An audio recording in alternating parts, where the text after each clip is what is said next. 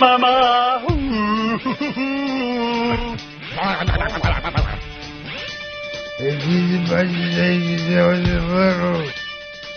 You rat fuck, you rat fuck! Shut up, you damn asshole! Shut up, you damn asshole! Shut up, you damn asshole! I'm sorry! I did so many bad things! Sweet. Show me with your mouth. Show me with your mouth. I tried to do the right thing, but I'm weak. I'm so fucking weak. I really don't know that one. That's from Bad Lieutenant. Okay. Yeah. Harvey Keitel. Love that one. You ever suck a guy's cock? Show me how you suck a guy's cock. The last time I'm going to ask you. Where were you tonight? The Kit Kat Club? O&A party rock! O&A party rock! O&A party rock! Oh my God! O&A party rock! Oh my God! O&A party rock! Idiot!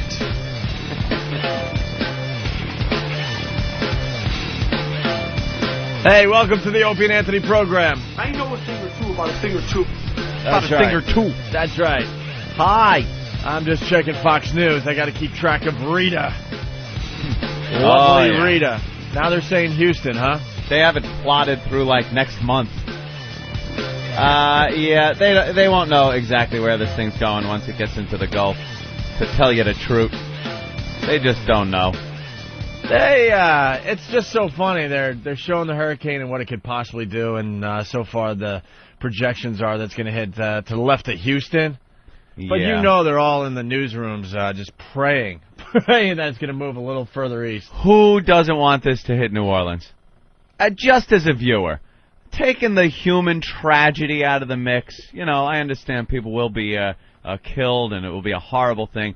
But as like a movie, who doesn't want to see it hit New Orleans again? See what a 1-2 punch will do to that city. Of course you want to see that. Of course you want, right when they get all the water pumped out, for it to completely flood again. Of course you do. And the news is already hinting. They are. I was watching Fox News. They just wanted to jump right on with that graphic. The mayor has already stopped people from coming back. He said people could start returning. We want to return to normalcy. Everyone in the federal government's telling him, hey, slow down there, pal. You know, there's still a lot of danger there. I don't think people should come back. And he's like, no, we need people to come back. Sees the hurricane. Now he's like, we're going to put on hold the return of the citizen of Nolans. Yeah. God, I can't listen to that guy talk. He is the worst. Two hurricanes makes it a comedy. Yeah, right, exactly. Two negative. Now negatives. it's funny. Yeah, now it's funny. First time, oh my God, the levee broke. The second time, dude, they just put it back. That same fucking guy who was gonna live, now look at him. You dumb jackass, you should have stayed in Houston. And this Nagin guy, the mayor, he's telling everyone, you know, to stay away, like you just said. Yeah. So they're on the outskirts, and most likely the hurricane's going to hit on the outskirts. Yeah, it's not going to, odds are it's not going to hit directly where they were, in New Orleans. It's going to go to those outlying areas where everyone evacuated to. You know, I bet Jesus freaks down there making a fortune. Because right now it literally feels like the hurricane's like stalking these people. Yeah, So, chasing them. Yeah, if you're in the middle of that shit and all you got is a flip-flop and a T-shirt and some guy's just like, dude, this is it, man. God is coming. You need to repent. Whatever you got left in your pocket, you got to give it to. Yeah. Sinner. Just amazing. Yeah. Absolutely amazing. Well, very busy hurricane season, and they get him in the Gulf. It does happen. What are you going to do? Poor New Orleans. They'll still have Mardi Gras, though. I'm certain of it. Let's say hi to John in Jersey. John, what's up? Hey, how you doing, guys? All right. Hey, on the brighter side, if Rita misses, we have a second chance. Yeah? Yeah. With the storm hitting New Orleans. Holy shit, John. Wow, what are you that talking was about? record time. We weren't on for 2 minutes. You know that we're on fire already? We have a really good start to the radio show? and you like screeching halt. Let's go with this. Goodbye. Well, what is he trying? Did he just? Is he? I like how vague his sentence was. He's just like, Yeah. yeah, that's like, you know, the other thing too. Like we're gonna be like, wah! This guy's You got onto another something. chance with the other one. What other one? Is there another hurricane besides Rita? I think there's one spinning somewhere off the Bahamas. Yeah, there were 2 down there. So that's what he's But- saying. If but this I one don't- doesn't hit, there's another one behind I Rita don't that think might it's hit. much of a threat. I haven't He heard was of very the other vague. hurricane that might hit. It was very Hey, vague. Who do you think's gonna star in the New Orleans made-for-TV movie? Oh, of the yeah. disaster? Oh, Maybe a little gee. Liv Tyler Probably. screaming on top of it. Would Should be she- like a deputy sheriff. Yeah, with a she- horrendous New Orleans accent. She would have to be somebody, like a cop or Nah, something like, not a victim. It would be Sandra Bullock. You think Sandra Bullock? Yeah. They'd have to bring every black actor in, though. Every black actor would have to be brought in. for Morgan that one. Freeman playing Yeah. the same role again. Could he Frank be Amos is playing a diabetic. I need my insulin. Is he too Morgan Freeman too old to be the mayor though, or could he play the mayor? They could just. Why not? Morgan he Freeman be can the do mayor. anything. Yeah, he can do anything, of course. Actually, they'll have Will Smith as the mayor. Will Smith? No, Will Smith's got to be like one of the guys that helps a shitload of people Well, it's gonna be an action movie. out of though. the roof, out of their roofs. We got WB11 here in New York already teasing that the hurricane might hit New Orleans. Even though all the real people are saying that it's looking like Galveston. And they have no clue these things. You gotta wait. You gotta. Gotta wait. For the second time in a month, New Orleans residents are fleeing for higher ground. Another storm could be headed this way, and people have been told to get out by tomorrow. It's like you're fighting a losing battle, but this is Orleans. We're not going to quit. We're going to build this back. Business owners began returning over the weekend. The Algiers neighborhood across the river from the French Quarter just reopened Monday. Now the plan to bring nearly 180,000 back is on hold. We are suspending all reentry into the city of New Orleans. Criticized for Yeah, reopening Morgan the Freeman. city too soon, Mayor Ray Nagin is now bracing his city for round 2 with Mother Nature. Our levee systems are still in a very weak condition. Our pumping stations are not at full capacity.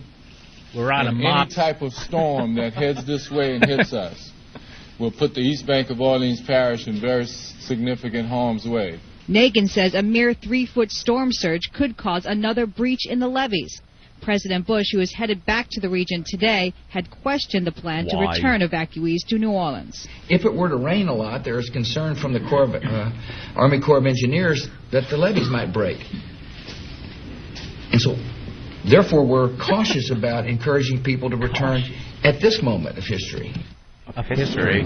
Why is throwing in The president filler? is making 2 stops. Later this morning, he will be in Gulfport, Mississippi. This afternoon, he will be here in New Orleans, where he will get a briefing on Rita and meet with businesses recovering from Katrina. Live in New Orleans, Sabrina Fang for the WB11 Morning News. John, back to you. Sabrina, thanks. I'm gonna go down and hug black people. Get some photo ops in this moment in history. I'm gonna fly over black people. Yeah, I'll Look down with a concerned look on my face. I'll turn to my photographer and like put a little thing on my brow, make me look concerned. I'm concerned about this moment in history. Oh God, is he the worst? He's going down there again today, right? Why? He doesn't know what the fuck to do. He's just gonna go down there again and look around. There is nothing he needs to go down there for. There are people you delegate responsibility to in these situations. You make the first initial visit so you look presidential and look like you're in charge. And then you go back and you say, you take care of this, you do that, you do that. And there's no reason for him to fly back down there again and look around. Oh, yeah, going down there, will put his hand on somebody's shoulders with that look of concern. Look of concern. There'll be some mother and a child, and he'll pick the kid up and walk a little with the kid. Let's set it back down in the water. All right, that's a wrap. Let's go, people. All right, load up the copter. I'm leaving. Let's go to the phones. Say hi to Alan. Hey, Alan. Hey, what's going on, guys? What's up? Hey, what are you guys going to auction off for Hurricane 2 here? Yeah. I know, man. We're We running got out of shit left. We have nothing left. We have nothing. Man, you better start digging up over at Jimmy's house there. I think he's got a few things hidden in the closet there for us. You know, if this hurricane hits another city and destroys it, we have nothing.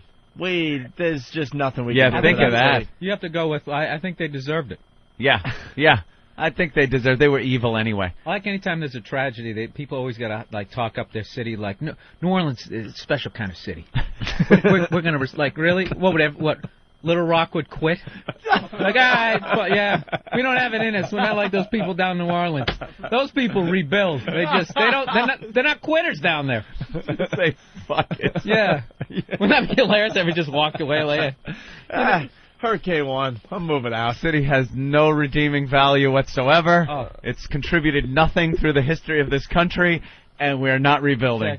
It's everything Las Vegas wants to be. And it's commercials, you know? Those commercials are great, though, when you turn on. It's like from the Arkansas Tourism Bureau, and they show like people on a beach riding horses and then some historic building. And you think of, what could I possibly do that's fun there? Nothing. They are really trying to rope me into this one. You're so right. Some of these places, I could do all that in 3 hours. Yeah. And I'm supposed to go there a week. Every building down there is historic. They don't have any money for a new one. and they have some stupid catchphrase, you know, something, you'll be surprised by Little Rock. Yeah. You know, I will. And then they show the horseback riding and the beach. And that's pretty much it. And I'm thinking, if I want a vacation there, all right, horseback riding. That could be fun for like an hour maybe or 2 hours. Yeah. And then you go to the beach if it's nice out, 1, maybe 2 days. What are you doing for the rest of your vacation in Arkansas? No idea. They've shown me nothing in this commercial. I'm sure there's a Starbucks there. Yeah. Some sign, Bill Clinton grew up here. Yeah, I mean, that's what you would do. Look at his birthplace. Let's say hi to Mark in Oklahoma City. Mark? I just hope they have enough kayaks in New Orleans. We need to fly in more kayaks. Kayaks. There's another hurricane. These people need more kayaks. We go in 2 at a time. We take them out. It only takes 168,000 years. 2 at a time. Jim in Brooklyn, what's up? Guaranteed, if this hurricane hits them, they're gonna have problems evacuating people. People are gonna die. And on that note, down in Florida, I know my mother's a nurse down there, and she got called into the hospital last night. They locked them down in the hospital last night. The Florida ain't gonna get much. Yeah, help. Don't worry about Florida. All right, have a good one, guys. They're gonna have some flooding and a lot of rain. This thing's going between Cuba and Florida. Cuba and the Keys. It's staying in the water, it looks like. And then it goes out into the Gulf. It's not even a hurricane yet. It'll be a Category 1. Yeah, let's get a pool. I say just on the Texas-Louisiana border. Really? Yeah. I say Houston. You think Houston? That would really be just as funny, a goof, too. because that's where everyone went. Houston would be good, because that's where a lot of them went, man. I'm going to go with Corpus Christi. This is like Corpus Christi? Yeah, just because I like saying that. This hurricane thing is like the Jaws series, where now the shark is following them. Yeah. Didn't the shark follow her down to the Bahamas or something? It was awful in the last one. What was that, Jaws 8 or something? The next one will be 3D. Yeah, I know. Louis Gossett Jr. Louis Gossett Jr. Now the hurricanes have minds of their own, and they're following the people. Yeah. I like how they call Houston, the rappers call it like the third coast. Like if you go there, there's no sign of the ocean. It's like you want to go to the beach, you'll get in a car for like fucking 2 hours. On a map, it looks like it could be close to the coast, but in reality, yeah, you're driving hours to any beach. You know, I didn't want to look dumb, but now that Mike is asking this on the phones, I have to ask this as well. Huh? Go ahead, Mike. Hey, Ant, where are you finding a beach in Little Rock? I don't know. They show it on the commercial, my friend. I just went, probably there's a beach. I was thinking probably some shitty lake or something. I wasn't saying it was a nice beach. I didn't say it was an ocean beach. There were people on a beach. When you said beach, I'm thinking ocean. And then I'm thinking... They got beaches every place. They got beaches right down the hill from Mount McKinley, so no problem. Yeah, it was... believe me, I saw the stupid commercial. It's those states that no one visits. Tennessee. Come to Tennessee. What am I doing in Tennessee? They show green pastures, running horses, cows. Some guy dressed like Davy Crockett. Yes. The moccasin on a rock. The musket. Yeah, there's old-timey dress, and some guy bending over, handing little children a piece of striped candy. something from a restoration village. I don't want to go. I'm not going. I'm going to Vegas. I'm going maybe if I got a weekend, I'll go to Atlantic City or Mohegan. Sure. I'm going to Miami. I'm going to L.A. There is so many places to go besides before you get down to Tennessee. Yeah. Before you start getting to that area. You're hyping a city that people leave. Yeah, people leave. Come to Minneapolis. Minneapolis. Did you guys even We'll surprise you. They always have some awful festival. Horrid festival celebrating their history that no one knows or cares about except them. Anthony, Nathaniel's helping you out today. Okay, Nathaniel. And you know something, Than? Thank you. I knew Than would do something sitting there. Free things to do in Little Rock, Arkansas. All right. Kill yourself. Enjoy the art of it all. The Arkansas That sounds like Center. a thing they would do. Arkansas, the art of it all. Send for your free brochure on the Arkansas Tourism Bureau. No, I won't. Catch a ride, or at least admire a bevy of dream machines from April through October, every third Thursday of the month from 6 to 9 p.m. More than 100 vintage, classic, and exotic cars, trucks, and motorcycles gather under the River Market Pavilions for Mullet Fest 2005 in the River Market District for the Little Rock Convention and Visitors Bureau. Popular Cruisin' in the Rock. Cruising in the Rock. They got to make it sound cool and fun. I want to, you hear it and go, I want to go cruising in the Rock. Enter a war zone. The MacArthur Museum of Arkansas Military History. You know they have a symphony. Of course like they the do. Little Rock Symphony. Little Rock Symphony. At the Arkansas Performance for the Arts. Do you think there's a section of Little Rock I got one. where they do Broadway shows? Like they put on their version of Les Mis? Of course. Here's a good one for you.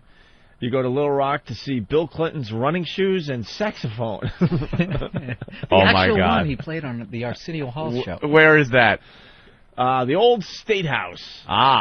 300 West Markham Street. God, there is Snap no a reason. shot with the Sugar Bakers. The Sugar Bakers. Considered a local Little Rock landmark, the circa 1881 Villa Mare, Second Empire Italianate home gained fame when in the 1980s television producers and former Arkansas residents Harry blah blah and wife blah blah used the home's exterior to depict the Sugar Baker design firm on the couple's CBS television series Designing Women. Are you kidding me? Holy that shit. reach? They took that long to say that the stupid house used in Designing Woman is... The exterior shot, Right. the establishing shot at the beginning when they go do at the beginning of the show, that house is in Little Rock. You could feed the ducks, Anthony. Well, book me a ticket. At the beach. I'm going. At that beach I was talking about. Visit the Peabody... Go body surfing. Visit the Peabody Ducks. Arkansas is known as a duck hunter's paradise, but bring your camera, not your shotgun. Oh, see? For this free fun. Why? Is that their slogan? Someone's saying their slogan is "Come to Little Rock. We ain't so little after all." Yeah. Go window shopping, eat a peach, see the Rock. Eat a peach. Eating a peach is one of their selling points. That's how bad this fucking place is to visit. Eat.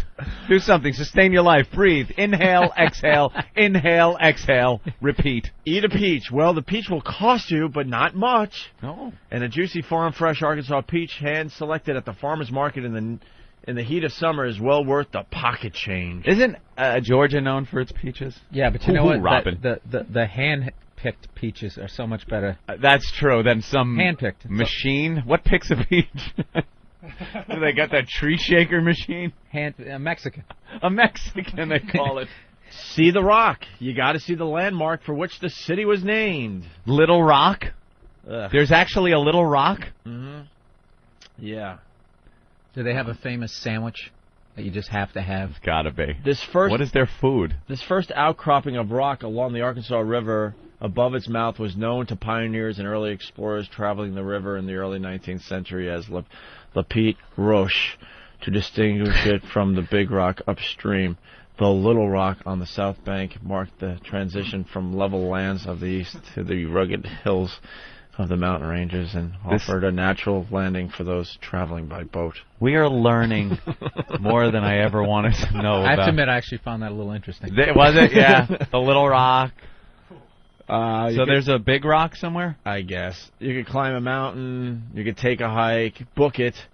Why buy the book when you can read it for free with a brand new main library in the River Market? There's never been a better time to browse the shelves looking for a good read. Visit a library. That's another selling point. Because the library's new, there's never been a better time to browse. I bet all those books are brand spanking new and there ain't a fingerprint on them. You want to read a fresh book, crack it open, and smells like new book. Have a grave experience. Oh, this sounds scary. You go to a cemetery and walk around a little bit. Let's see, ranging from the more common angels and cherubs to a unique pair of two young girls memorialized. Two sisters who died in childhood and are buried there. Sounds scary. Those buried in this graveyard include at least 10 Arkansas governors and 3 U.S. senators, 5 Confederate generals, 20 Little Rock mayors. If you can name one, you win 2 days and 3 nights. Exactly. Cultivate your senses. It just keeps going on and on. Yeah, I would love to listen to more, but I just went to the Arkansas Symphony website. There is indeed a symphony, Bill. You are absolutely right. They always do. You know what the sad thing is? I bet they're great. None of you them think are from they're really there. good? It's like working up the farm teams of symphonies. That's like quadruple A. Yeah. Yeah, you could get some lifer playing the fucking cello. Steve in Philly, what's up, Steve? Hey guys, what's going on? Hey. Hey, enter a war zone. You make a wrong turn in Little Rock, and a Schwoogie's jack you for your Escalade. Yeah, it's I hear there's a lot of gang violence down in Little Rock, Arkansas. Oh, yeah. absolutely. I saw a show on that once. All right. Gangs of Hey, Little when are we Rock. gonna have more sex on the radio? Dude, we had a lot of sex last week. Last week was Calm like down. our sex shows. That's right. We need more. We need more sexiest state. Arkansas, my friend. Yeah, do we even know who the sexiest state is at this point? Hopefully it was me last time in December in Pennsylvania. That was you? Banging that brought up the poop shoot? Yeah, yep. Yeah, all right, I remember you. All right, let's say hi to Scott in Little Rock. Scott. Yeah, fellas, don't come to Little Rock. You ain't missing a damn thing. No. 100 degrees every day, 90% humidity. Don't waste your time. What do you do down there? I travel for a living, so I'm not there very often. So your job takes you out of Little Rock? Yes, fortunately. Did you grow up there? You grew up in Little Rock, though? Oh, yeah. And what did you do? What was some of your activities for fun in Little Rock? Fishing. Fishing. We got some good fishing lakes. That's about it. At what age were you when you realized that place sucked? Damn, when I first got there. Yeah. It's like New Orleans made over. But the only way you would know it sucks is if you ever left there. There's probably people that have never left Little Rock. Think Little Rock is just the shit. Thinking it's the Mac Daddy. Yeah. Yeah, Mac Daddy my ass. Watch it out, boys. All right. That was the show. It was Bangin' in Little Rock. That was the HBO special on the gangs of Little Rock. Who knew, right? No one knew that before. But weren't they a bunch of, like, wiggers? A bunch of little white kids trying to be in gangs or something? Oh, maybe Anthony knows. Anthony! Yo, Opie, Anthony, Bill, what's up? Hey, man. The Bangin' in Little Rock, was it white gangs? No. It was, like, strictly, like, Bloods and Crips, and it's how, like, these two gangs just pretty much dominate all the crime that's going on over there. Yeah, I remember seeing a lot of guns and stuff, and they were, like, beating people into the gangs. Yeah, that was, like, one of the first HBO on the covers, like, one of the first cities they really, like, went into before, like, Crack Street and everything. How weak is that, though? Like, if any of these people went to L.A., they would just get their asses handed to them, but in Little Rock, they're like the Little Mac Rock, Daddy. you run the show. Bloods and Crips, they're like a corporation. Yeah. Like Burger King, McDonald's, it's like... They franchise out, yeah. All the other gangs are bummed when they come to town. Dude, they're putting up a Walmart. Fuck. What about my hardware store? Yeah, what about my mom and pop gang?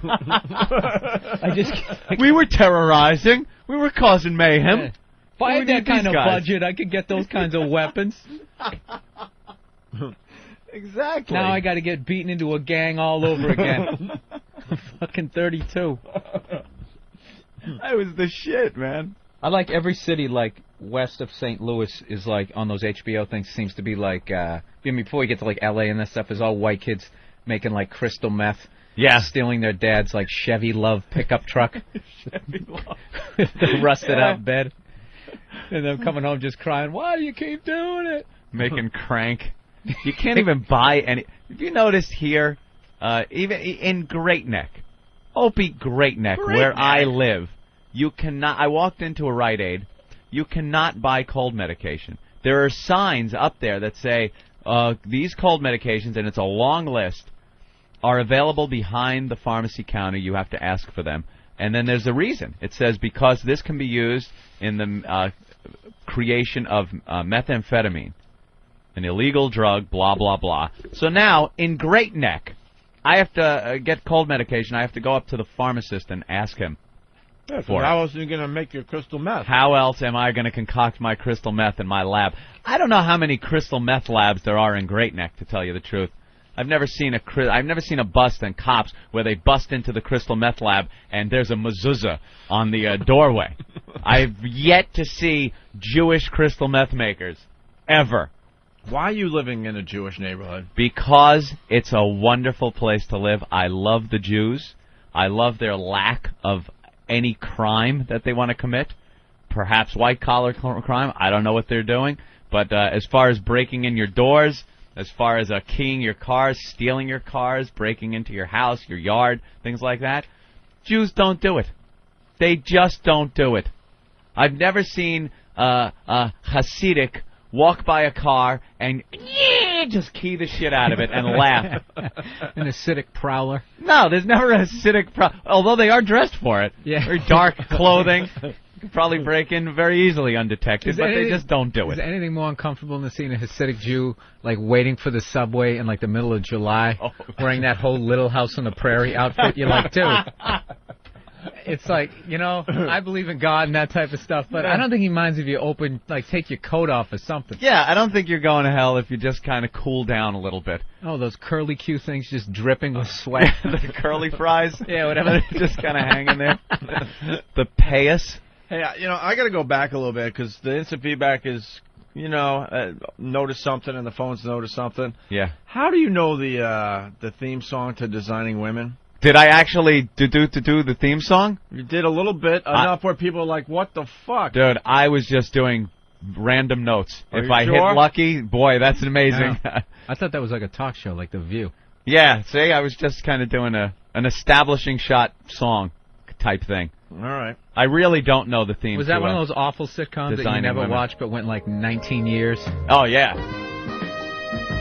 You almost... Yeah, I was close, I guess. All right. Ugh. You're safe. That's the soundtrack to Suicide. Please. Just some awful fucking marriage. It's Honey, our show's on. You don't have the balls to say you want to watch the game. You just fucking... It's so funny. Designing Women's on. It's a riot. That show and that other one with the old broads, the Golden Girls. Oh. Oh, there's another one that was on forever? Caroline in the City. That whole cast could walk by me on the street and I would have no fucking clue who they were. And it was on forever. Oh, they all got huge houses. Yeah. And, yeah, I could not identify one of them. That's funny. Oof. Wonder what it's like to be on a show like you're making all that cash, but like nobody gives a fuck. No one cares People about and you. Friends are getting mobbed. Yeah, you're not a celebrity. You're making money. Your show's been on for years. You walk the streets anonymously. You go down the red carpet. They think you're like a publicist. Yes. You're like, I am starring in my own fucking sitcom. I've been on yeah, buddy. Keep it moving. 8 years. Oh my God, we got the cast of Caroline in the City on the internet here. You're right. Yeah. Who I wouldn't are recognize they? Any of these guys? Who are they? Although my buddy Adam Ferrara was I think a recurring character on 2 episodes. Are we getting video of that, Ben? Do we have video where we could talk about that? Yeah, we'll have video in 1 second. All right. I want to see that clip. Yeah, really. Of Adam delivering that horrible material. I know. Ben just wrote this down, but we need another minute before we can say anything on the air. Okay. That's wonderful. Let's say hi to Frank in Jersey. Frank, what's up? So good. Hey, guys, you missed the obvious attraction in Little Rock. All right. The Bill Clinton Library, Mm-hmm. where you can buy cigars and blue dresses. Punching out. No, you're not punching out. Realize there's no punching out. You are a crater of burning jet fuel. All right, let's say They hi. always want to punch out after the crash. It doesn't happen that way. I've heard people that go like, yeah, the Clinton Library, have you visited that? No. Well, it's punching out. Like, that's punching out. Right. Before he gets to the bad punchline, that is impact. Your family will get your dental records, and that is the only way they can identify you, my friend. That joke needed like an awful late-night band to start playing as he went to commercial. Hey, this is... Hey, what's the deal with that? It's fucking crazy. Hey, Bruce. Bruce in New York. Hey. Anybody else What's seen going this? on? What's up? I heard on Fox News or CNN this morning, I can't remember which, Yeah. but they say the governor's mansion had a fire. Damn near burnt down the whole trailer park. All right, I think we're done with our Arkansas segment. Jesus. Yeah, that's a joke, son. Don't you get it? I made a funny, son, and you're not laughing. Here's Nathaniel. Did you print that up or somebody else? Travis printed out some of the bad slogans out there. Yeah, but they're bad slogans for places around the world. Like, none for the United States. Yeah, we need the same thing for the United States. That I would be see, like, fun. the Tourism Authority of Thailand is Thailand, happiness on earth. Amazing Thailand, experience variety. Thailand. Well, what's the slogan for Vegas again? A little boy, a I little know, girl? you know what Thailand is known for as far as the tourism goes. Going there, getting and having sex with underage, with little children. Yeah. Not underage children. What does that mean? Having sex with underage children. I like the children that are of age. By that beach they got there. Thailand. Malaysia is Malaysia. Truly Asia. It rhymes. You know Queensland? everybody over there, that's what they get trashed for. Yeah. That ain't Asia. That ain't Asia. Nah. Malaysia. Truly Asia. Incredible India. Eternally yours. Don't people bathe in their own shit water in the rivers over there? They make it to you get a slogan? Sounds nice. Well, Vegas is the good one. Does anyone know another slogan for another city that the tourism people I love send New out? York. Oh, yeah, okay. I love New York. What does that really mean, though? Greece, beyond words. Yeah. Live your myth in Greece. Virginia is for lovers. Oh, yeah, Virginia Yes. is for lovers. Why? Is that like the license plate, or do they really... They're even fucking in Little Rock, so... What's on the... The New Jersey license plate is live free or die. Is that the state saying, or is that just... That's not New Jersey, Ben. New Hampshire. Did I say New Jersey? New Hampshire. New Jersey. I meant New Hampshire. Idiot. God. You want to see some good video, by the way? Yeah, go ahead, Ben. Tell everybody what you... Pose sound asleep at the security desk. Sound asleep. Yeah, Steve just videoed it. So if you walked past the Kevlar and bulletproof glass window, you could see Poe sleeping in there. He's asleep. Thank God Looks like he's safe. asleep on a cell phone. He's got his hand up to his head. Thank God he is safe. Doesn't he look like he's getting some awful news? That's just... Can you hear him snoring in that video, too, Steve? Well, he's in the soundproof area His there. head is down. He is completely asleep. Not even trying to look like he's awake or hidden or anything. That's great. Someone get him on a phone. I don't want him in studio. He's dreaming he's squared off with Bruce Lee. What's his name? You got like a fake gun? Somebody put like a ski mask on and just freak him out. Walk up to him, put it to his head. You'd probably end up dead, though. Get on the ground, motherfucker! You'd probably end up dead. He'd twist your arm off. Kind of disheartening when you're trying to do a morning show and make people laugh and entertain them, and your security guy is fast asleep. He really would. Because Wake up and smother you with that leather vest. that he wears every fucking day. All right, Where's Andalusia? Andalusia? Andalusia. There's only one. I didn't even know there was one. Iceland, unspoiled Iceland. I want ones from states though. Yeah, that would be fun. Like how are they talking up like Oklahoma? How are they talking up South Dakota? I've been to South Dakota though. They got the Badlands there. Mm-hmm. That's nice. They got Mount Rushmore. They got a lot of pretty rocks. Rocks are there. Lots and lots of rocks. Yeah.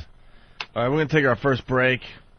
Then we'll continue with the Opie and Anthony program. We got lots to do today. We got Laszlo coming in. Oh, you want to hear the Laszlo trailer? Yes. We should play this right away. Laszlo coming in studio at 9 a.m. He does some great production for the Opie and Anthony show. Also, Julia from Coed Magazine in studio to talk about sex. Gene Simmons calling in later on. That'll be fun. Promote something. Well, he's promoting his School of Rock or whatever. He's got something else, too. Oh, really? Yeah. Is that school Does thing he have like still a on? KISS laptop? He's got so much stuff going on. I know. Jesus Christ. Just remember when you were surprised to learn he was Jewish? Remember that? Like years ago, no, the guy's from KISS, get out of here. Gene Simmons doing it. Now it's just like, of course he he's is. always hawking his wares. Do you guys remember at NAW when he came up to the studio and he's like showing you the KISS like Visa? He's like, you guys got to get these. He's showing them Yes, to the everyone. KISS Visa. You guys need this. No. It's wonderful. No. My interest rate is only 15%. He's got KISS, like, the KISS coffin was the big thing. Remember that? Didn't Dimebag Darrell get buried in a KISS coffin? Yeah, yes, he did. Oh, God. We got Master Poe on the line. Master Poe. Yeah, how you doing, Ope? Are we disturbing your sleep today? No, I'm doing just fine. They got video of you sleeping. Oh. Yeah. You have a long night? No, not at all. I kicked the Sandman's ass, gentlemen. Tried to sprinkle sand in my eyes. I choked him out. Choked him into submission. Yeah, I was choking sheep all night. What happened there, Poe? Are you sleepy?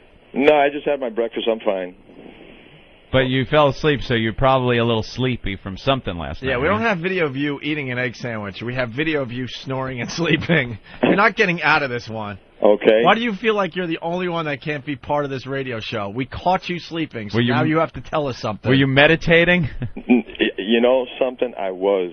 Does that look like what he does? He meditates. Remember Mr. Miyagi in Karate Kid? He was meditating, and Daniel-san walked in, and he thought he was sleeping. Yeah, I was Didn't meditating. budge, didn't move, looked asleep. That's he was meditating. You were meditating. Prank for the victims. Yeah, if you want to call it meditating, sure, I was meditating. Yeah. No, tell us. My mouth was open, meditating? I've never seen people snore meditating. Right. What happened? You didn't get a lot of sleep last night? No, I'm fine. I was just cleaning up my place. And, extra work, that's all right. Yeah, that's a little sleepy this morning. Just a little. I'll be fine. All right. All right, Poe. I appreciate it. All right. Thanks, guys. There he goes. He was just meditating. He's not happy. No, he wants people to think he's perfect. No one likes and that being he never, caught sleeping. ever fucks up. Dock that chink a day's pay for napping on the job. I just saw that the other night again. No one likes to be caught sleeping on the job. Okay, Gene Simmons calling in a little later. Laszlo coming in, and he did this production piece. We got to hear this. This is great. Yeah. In 2002. I'm going to start There over you because go. Just like that. That's it. What happened? I'm just babbling. We're still on. Why? I thought you were playing something. I was going to play something, but it was We were congratulating each other that we made it through a break. we go like, well, and there it is. Not a clue what the fuck we were going to talk about at a minute to 7, and now 45 or so minutes into the show, we worked. That was like behind the scenes. A little pat on the back to each other. I took the headphones off. I leaned back. Let me read some instant feedback. That was my fault. I thought you were doing a bit, but then quickly realized that you really were patting yourself on the back. Little pat on the back. We had shit. We molded a fucking sculpture. That was More my power fault. to us. That was my fault. I was like, that was easy. That was easy. Fucking rookie in here. Dude, we're still on. I'm like the fucking weatherman out there. And it's going to be sunny in the 50s. And back to you. God, I'm fucking tired. We're still on. Back to basic cable. Yeah, normally. And back to you, Bob. Sometimes rape is good. What? Hello? Fuck.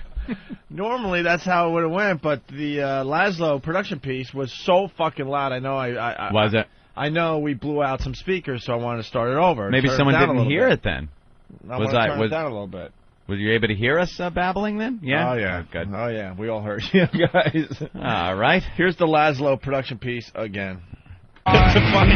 The two that we play. That's not because it's sodomy.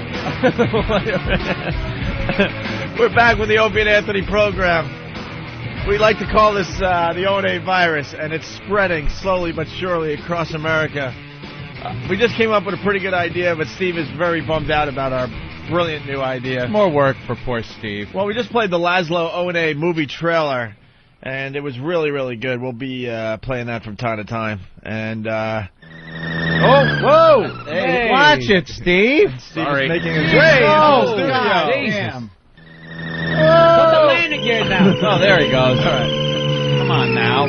So, you're getting a little ballsy with that thing. You came right over my head. I wasn't expecting Bill to be here. I was looking for a spot. Yeah, Jesus Christ. Sorry. That's really stupid, though, because you know Bill's going to be here every day. Well, yeah, you're right. You're right. I just... Hydrogen exhaust is so tired. You can't let that slide. I know. What does that mean? I don't know. I'm working on 3 hours of sleep. All right, so... hybrid improv skills. Improv, yeah. So Laszlo did a great O&A movie trailer. So I turned to Anthony. I'm like, the listeners like to get involved from time to time. Remember when we did jingles? Yeah. Oh, where are the jingles? Hold on. They're all in, those jingles. Yeah, hold on. I got two of our favorite jingles that came in. Oh, you're playing the Opie! That one's great. Well, I like all right, yeah. That's my favorite. Yeah, this one's my favorite.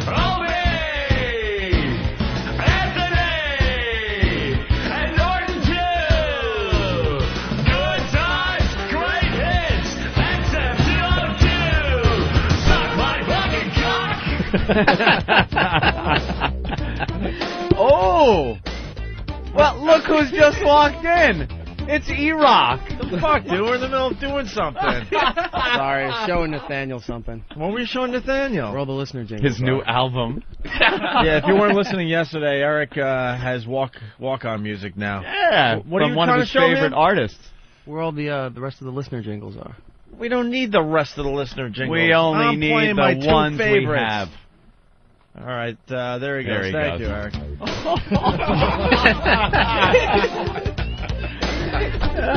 He kind of saunters out when that music starts playing, doesn't he? Sachets.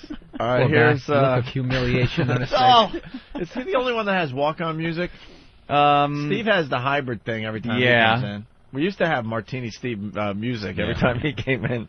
God, that is the Do we worst still have music. that? Yeah, it's on your replay, I think. Is it? All right, hold on. Yeah, Dan, do you know where it is? I think it's over here. I actually think I know where it is. Yeah, in the old days when Steve was No, that's the remix. drinking like a maniac. Oh, well, no, that's the remix. We used to just play the music from Austin Powers. All right, here's the other jingle that came in from one of the listeners. The great Tony Show, Tony Show, Tony got Dr. Norton with sex advice. Way no back, spread the hip, some accent. That one is so creepy that I love it. I can't hear what he's saying. Of course you can't. He's going, Greg and Tony Show, Greg and Tony Show, Greg and Tony's got Dr. Norton with sex advice. Wear no bag, spread the HIV. It's on XM. Jesus Christ. But now, listen, I'll play it again. You'll hear it all. The great Tony Show, Tony Show, and Tony got Dr. Norton with sex advice. Way no back, spread the hip, some accent. Now, isn't it so obvious? Wow. That is so creepy. You just picture him in his basement carving women up. Yeah. You know, with that creepy voice. Yeah, you're tied up like Yeah. that. And he's sitting there going like, It's just big ball gag in their mouth, and they're just, it's so horrific that he's having such a good time singing and carving them up. You're just waiting for the horror to begin.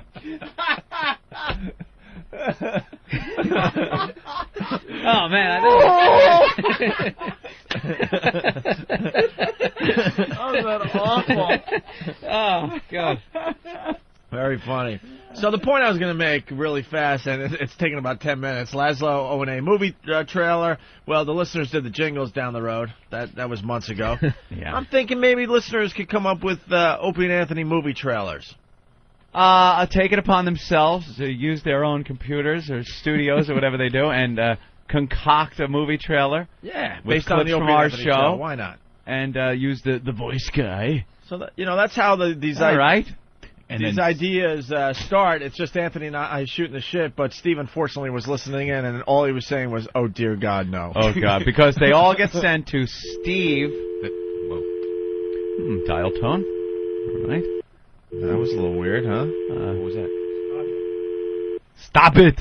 Yeah, because they get down. All the production for the show is sent to Steve at FoundryMusic.com. Yeah, Steve at FoundryMusic.com. So you make these things up, and Steve will sift through acres and acres of diarrhea. Like Nolans. Yeah. He will seek out some type of little nugget of gold. A little morsel. Yeah. You'll love creativity, but it's just some people really want to pat themselves on a back on the back for on a back. Yeah, write that down. On a write that down, Dan, for the flow. He really gets all flustered. He is so he's flustered adjusted right now. the arms of the chair. Now, okay, that's gonna be a good level. Okay. I found my little chi. Yeah, this is gonna flow. What's the matter, Steve? You're a little big guy, nervous. No, I'm really sleep deprived after last night because I didn't get home till like midnight. So. Oh, you went to Bon Jovi. Bon Jovi. So. Oh, how was that? Actually, it was very good. It was to see a band like that in such a small venue like that Nokia Theater, which is really one of the coolest venues I've ever seen. Yeah, unbelievable. Not you that caught all the nuances of Shot Through the Heart. I certainly did. You know, it's Living on a Prayer. I don't know if they did that one. Come on. They had it. Whoa, we're halfway there. Whoa, Living on a Prayer. Yeah, they must have. I was like Sinatra not singing My Way. Yeah, they must have done it. They must have done it. I mean, it was a lot of hits. 3 songs off the new album, and I mean, you know, and a field. Did they do middle-aged Runaway? Women. No Runaway. No old school Runaway. No, but they did. What about Wanted? Yes. Dead or alive? Yeah, they're not like that. Richie Sambora pulled out his double neck acoustic guitar, and they did that whole thing. You're gonna let me slide on that, Bill. I love him. So Bon Jovi, and you said the fans, a lot of older women. The middle-aged women love the Bon Jovi. It is because they were youngsters when Bon Jovi first came out, right? But they're not now, and they're were they all like, you know, whoa, live and dancing and they screaming the absolutely music, nodding and pointing at each other. Yeah, in the beginning, looking at their watch because they got to get home to the babysitter. In the beginning, the of the old show, days are done with them. This is my song, man. I remember. I lost my virginity. The song. Absolutely did. I mean, intermixed with all the industry people that were there because it's a New York showcase. It's a brand new theater, so there's a lot of suits in the place. But there's 1,000 middle-aged housewives that are trying to recapture. Pussy. Yeah. Do you get cell service in the Nokia theater? Did you try? Ironically, no. My Nokia. You can't phone, get cell service in the Nokia theater. You watched as a bunch of people were trying to make calls, just looking at their cell phones, going, "What the fuck?" I'm in the Nokia How could theater. the Nokia theater not have cell service? I'm sure that's something they can fix. That's but we odd. were all looking at our cell phones, saying, "Why do I have no signal?" Signal. Wow. You are a wreck. You are absolutely a wreck. So tired. People like you here, Steve. Do they really? Yeah, there's no reason to be like... Yeah. You think I'm flustered? Yeah. Really? Yeah, I apologize. Yeah, you are. Well, with each fuck up, you get more and more flustered. They're really just compounding. I can't talk.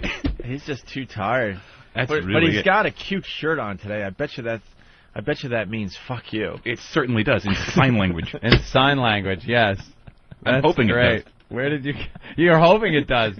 Well, it's 7 letters. One of them resembles an F. It looks like. It fuck. looks like fuck you. So I took the guy's Y-U, yeah. Well, let's see. Yeah, that is K. I know K. That looks like you on the bottom. That is you. That is Okay. you. That is O. That is. Wait, no, that's Y. Yeah, all right. How do you know sign language? I don't know. I learned it once. Not a lot of it, but enough of it. That's definitely a Y-O-U. I don't know. I don't know if that's. He knows how to say, "Don't scream and I won't hurt you." In sign language. Opie, when you sign the word "put," do you do B, U, yeah, P? That would be odd. All right, Steve. That Brian Wilson character guy on Imus let out an O&A party rock at about 6:50 this morning. He said, "Hi, Opie, O&A party rock. Hi, Anthony." That was Overman from whackbag.com. Checking in. Imus is helping us out once again today. We love the Imus in the Morning program. All right. Speaking of music, this is a quickie. There's one album out there that has outsold the following albums. Nirvana's Nevermind, Van Halen, 1984, which was a huge album for I Van had Halen. it. Used to plug in the headphones, man. Actually, I'll even Listen to give that. it. Nevermind sold 10 million. 1984 by Van Halen sold 10 million. Joshua Tree, U2, 10 million albums sold. Abbey Road, The Beatles, 12 million sold. 10 from Pearl Jam, 12 million sold. Wow. Purple Rain by Prince, 13 million sold. Metallica's Black Album, 14 million sold. 14 million. Born in the USA by Bruce Springsteen, 15 million sold. Appetite for Destruction. Jersey and I'm Shut up. Who likes Bruce? With his 4-hour stories. Oh, aren't they awful? Hey, Wendy, I got a record deal. Shut up. Who cares? Who cares? Well, we went to the Jersey Shore in... Oh. Whoa, whoa, whoa. He is the worst. Every song's about a factory. Just ponder that's it. closing. like everybody's decent people who fucking work in those places. And I grew up thinking that I'd work there too, but they closed it. And now where am I gonna work, Wendy? Shut up. Song goes on another 10 minutes. in my car. So I got in my Chevy and went down to the shore. Who cares? Walking the boardwalks of Jersey. Shut up. Whoa, whoa, whoa.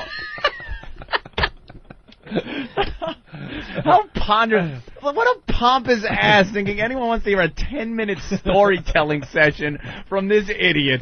About love, losing about his job, anything. Who his cares? ride. That's like Carlos Mencia building his whole act around the greater San Diego area. They finally gave a beaner a show. Dude. Anyone ever see the signs with the families crossing the street? No, never. It's I've pretty never wacky. seen it. I live in Minnesota. I've never seen a family of Mexicans on a sign across the street. Never, ever.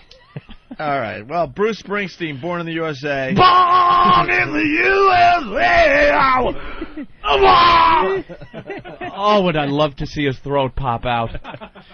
That's 80,000 idiots in giant stadiums. Oh, just chanting along with Bruce. That sold 15 million copies. 15 million idiots. Guns N' Roses. Tough skin jeans.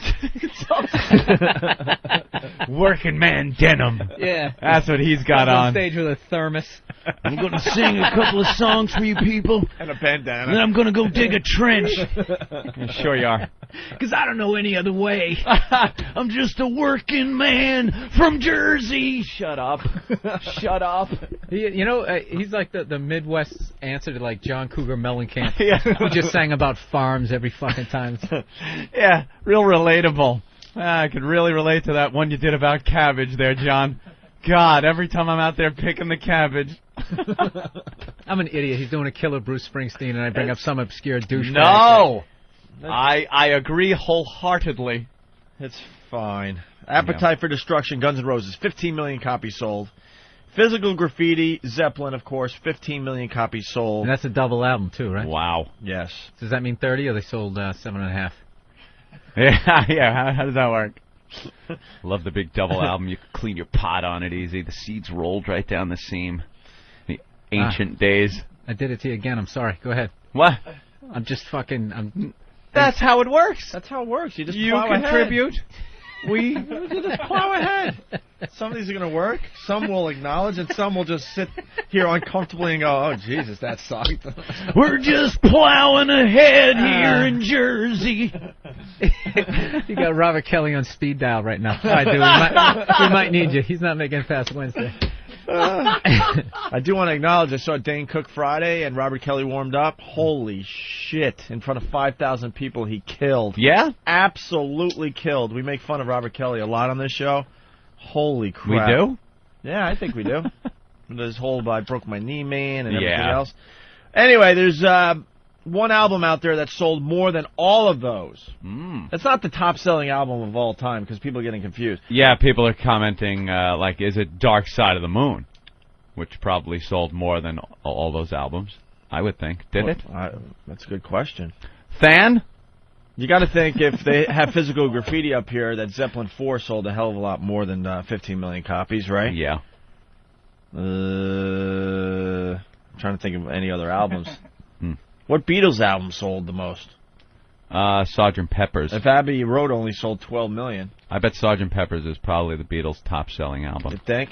I'm just, pulling it out of my ass. This is us Rubber Soul. Rubber Soul. This is us just guessing, and we'll never have the answer, by the way. No. In case you're playing You're not along gonna at get home. Oh. Where's Dark Side of the Moon? Man. The Recording Industry Association of America's top-selling albums of all time. Wow. The big countdown. The big countdown. We'll be doing this all morning. Wait, I want... Coming in at number 10. 2 for Tuesday. That's a twofer. Yeah, give me the 10. Double shot. Oh, we can't go 10 because there's a bunch of albums. What? Well, there's a bunch of albums in, let's Tied say... for 10th? Let's say in the 15 million category. Get the Let Out coming up at 5. Yeah, where we play Led Zeppelin for your ride home. All right, here we go. Here's, like Boston's first album. Sold 17 million copies. Also, the Bodyguard soundtrack with Whitney Houston. Just when you thought Boston's first album was huge. Shut up. That thing sold 17 million copies. Slim Whitman? Fleetwood Mac. Rumors, 19 million copies. Back in Black, 19 million copies. How do you sell 19 million copies of anything? Well, ask Shania Twain, because she also sold 19 million Very copies. good, Opie. Let's see. Zeppelin 4, 22 million copies. The Wall by Pink Floyd, 23 million copies. Thriller by Michael Jackson, 26 million copies.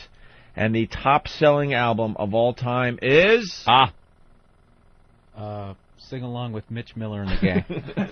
Sing Along with Mitch. That was my first record. The Eagles' Greatest Hits, 1971 through 1975, 28 million copies. That's the biggest selling album of all time. Yes, but getting back to our cute little thing we were doing. Wow. Now that we confused the fuck out of everybody, all Yeah. those albums I mentioned earlier...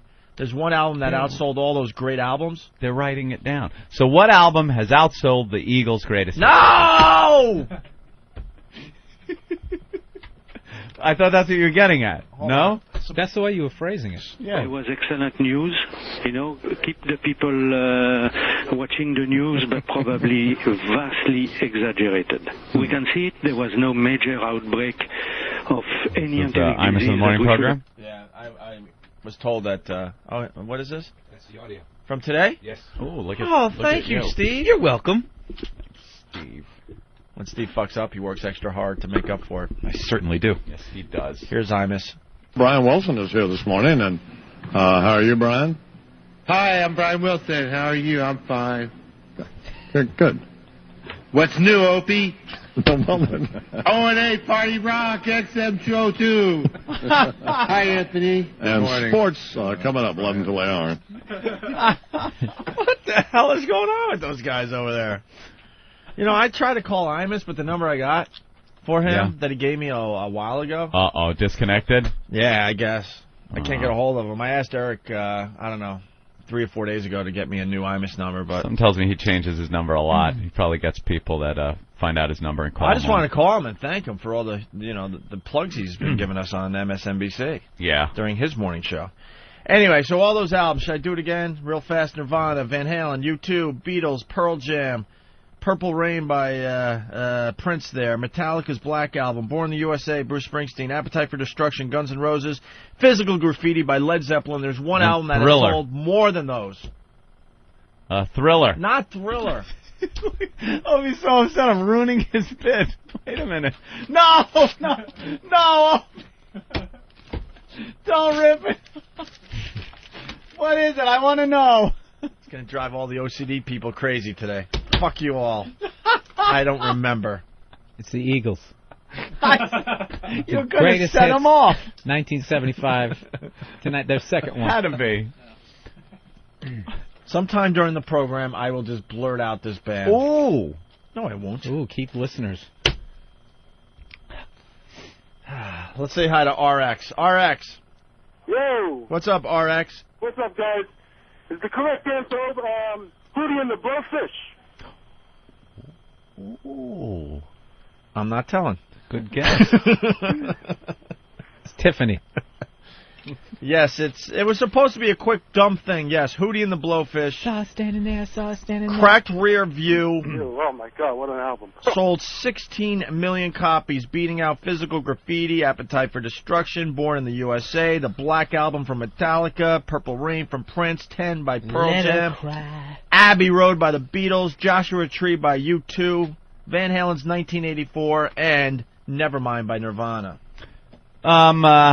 And you mentioned that you saw what's his name on a plane, right? And no one cared. Saw Darius Rucker. What? Rucker. Yeah. I saw him on a plane. Yeah. And no one cared that he has. No one cared. Outsold all those great albums. The guy walked on, walked off, got his bag, left. Nobody bugged this guy at all. Could you imagine? James Hetfield walking through the airport? The guy would be mobbed. Bruce Springsteen? Springsteen. Well, I landed at Newark and I'm driving to the shore. Ass. Rev from Jersey's all pissed off at me. Why? Will Jersey ever get any respect in your eyes? And I defy you to name one big-name artist from Long Island. Excuse me, how about a guy named Billy Joel? Sold a few records, didn't he? How about a little lady named Pat Benatar? How about a guy named Eddie Money? How about... You might know Eddie Money. How about... What? The all-time selling That was a big female... drop-off, by the way. Certainly was. Eddie Money. I got to Eddie Money. Oh, no, it gets worse from there. How about Blue Oyster Cult? How about Twisted Sister? How about Foghat? How about Tell Me What You Want? Right. Zebra. Wow, now we've totally fallen off. Who's behind the door? And like the members of Zebra, I used to do gigs with them when I was at BAB, and they were selling cars, and Randy Jackson decided to keep the whole Zebra thing going, so he would do the whole show by himself. Yeah. You ever see like that one-man band that has all that stuff? He has like karaoke. He walks around with the drum set attached to him, and then he has a guitar and everything cymbals else. When he stomps. That's how the stage looked, and Randy Jackson was doing all the parts. He didn't want anyone else. Zebra. Is Zebra even on Delette? It is? Wow. I'm amazed. There he is.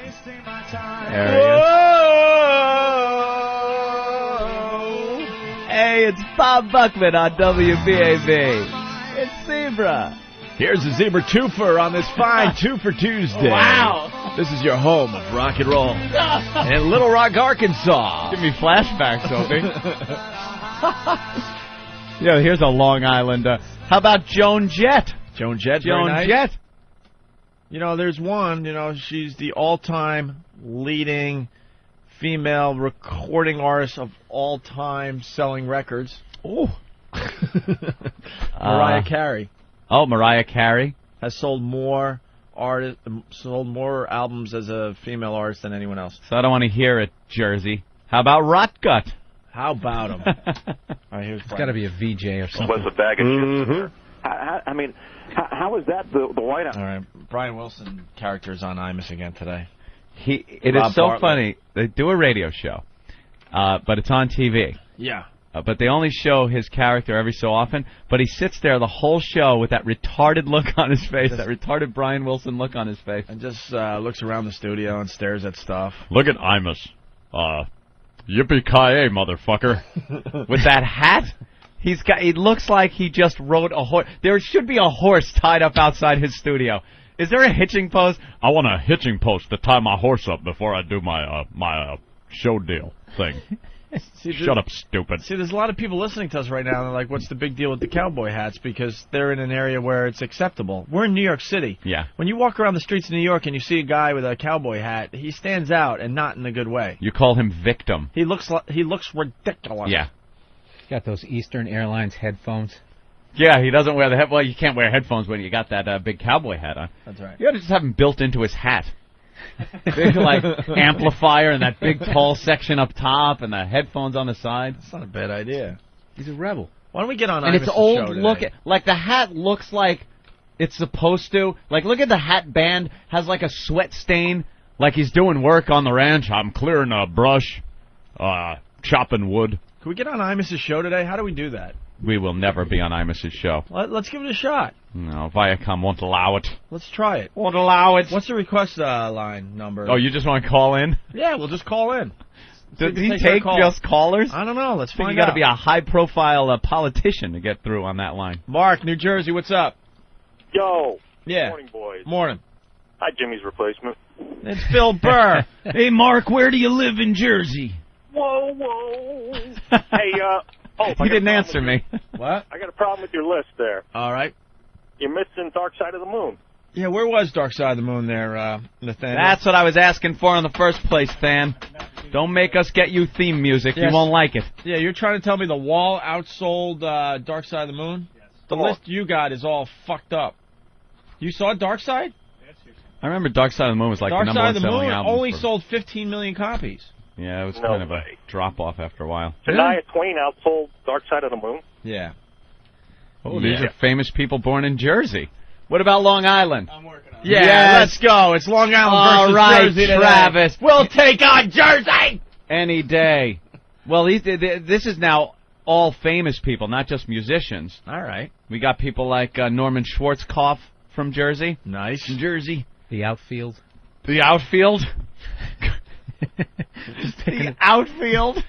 Remember them? We have the Stray Cats. Kirsten Dunst. Another Long Island band. Ed Harris. Ed Harris. Dude, you guys got Janine Garofalo. John Travolta's from Jersey. What about used to look at the jets flying over. Ah. Ever seen that awful story? So I named my first kid Jet. Yeah, he did. And he's a pilot. He dresses like one too. He dresses like an airline pilot. He has his own 707 that he keeps at his house. He's able to taxi a passenger jet, 4-engine passenger jet, to his house, and then out because he has an airport at his house. Where? You've never seen that? But he has one of those old 707. Yeah, where the jets are engines are a little bit smaller. Yeah, they're small, and there's like 4 of them on the wings. Yeah. It's like the one that was used in the first airport movie. You know, one of those. Elvis flew on it. Yeah, something like that. And it's an old TWA, and he wears like the pilot thing. So it's like John Travolta in like a pilot uniform. He wears the hat and everything. It's about dancing at the disco and flying jets. But he could taxi right to his mansion? Yeah. Holy crap. You can taxi the plane right up to his mansion. That's money. Now you're a cunt. Now you're a cunt. Get back in, coach.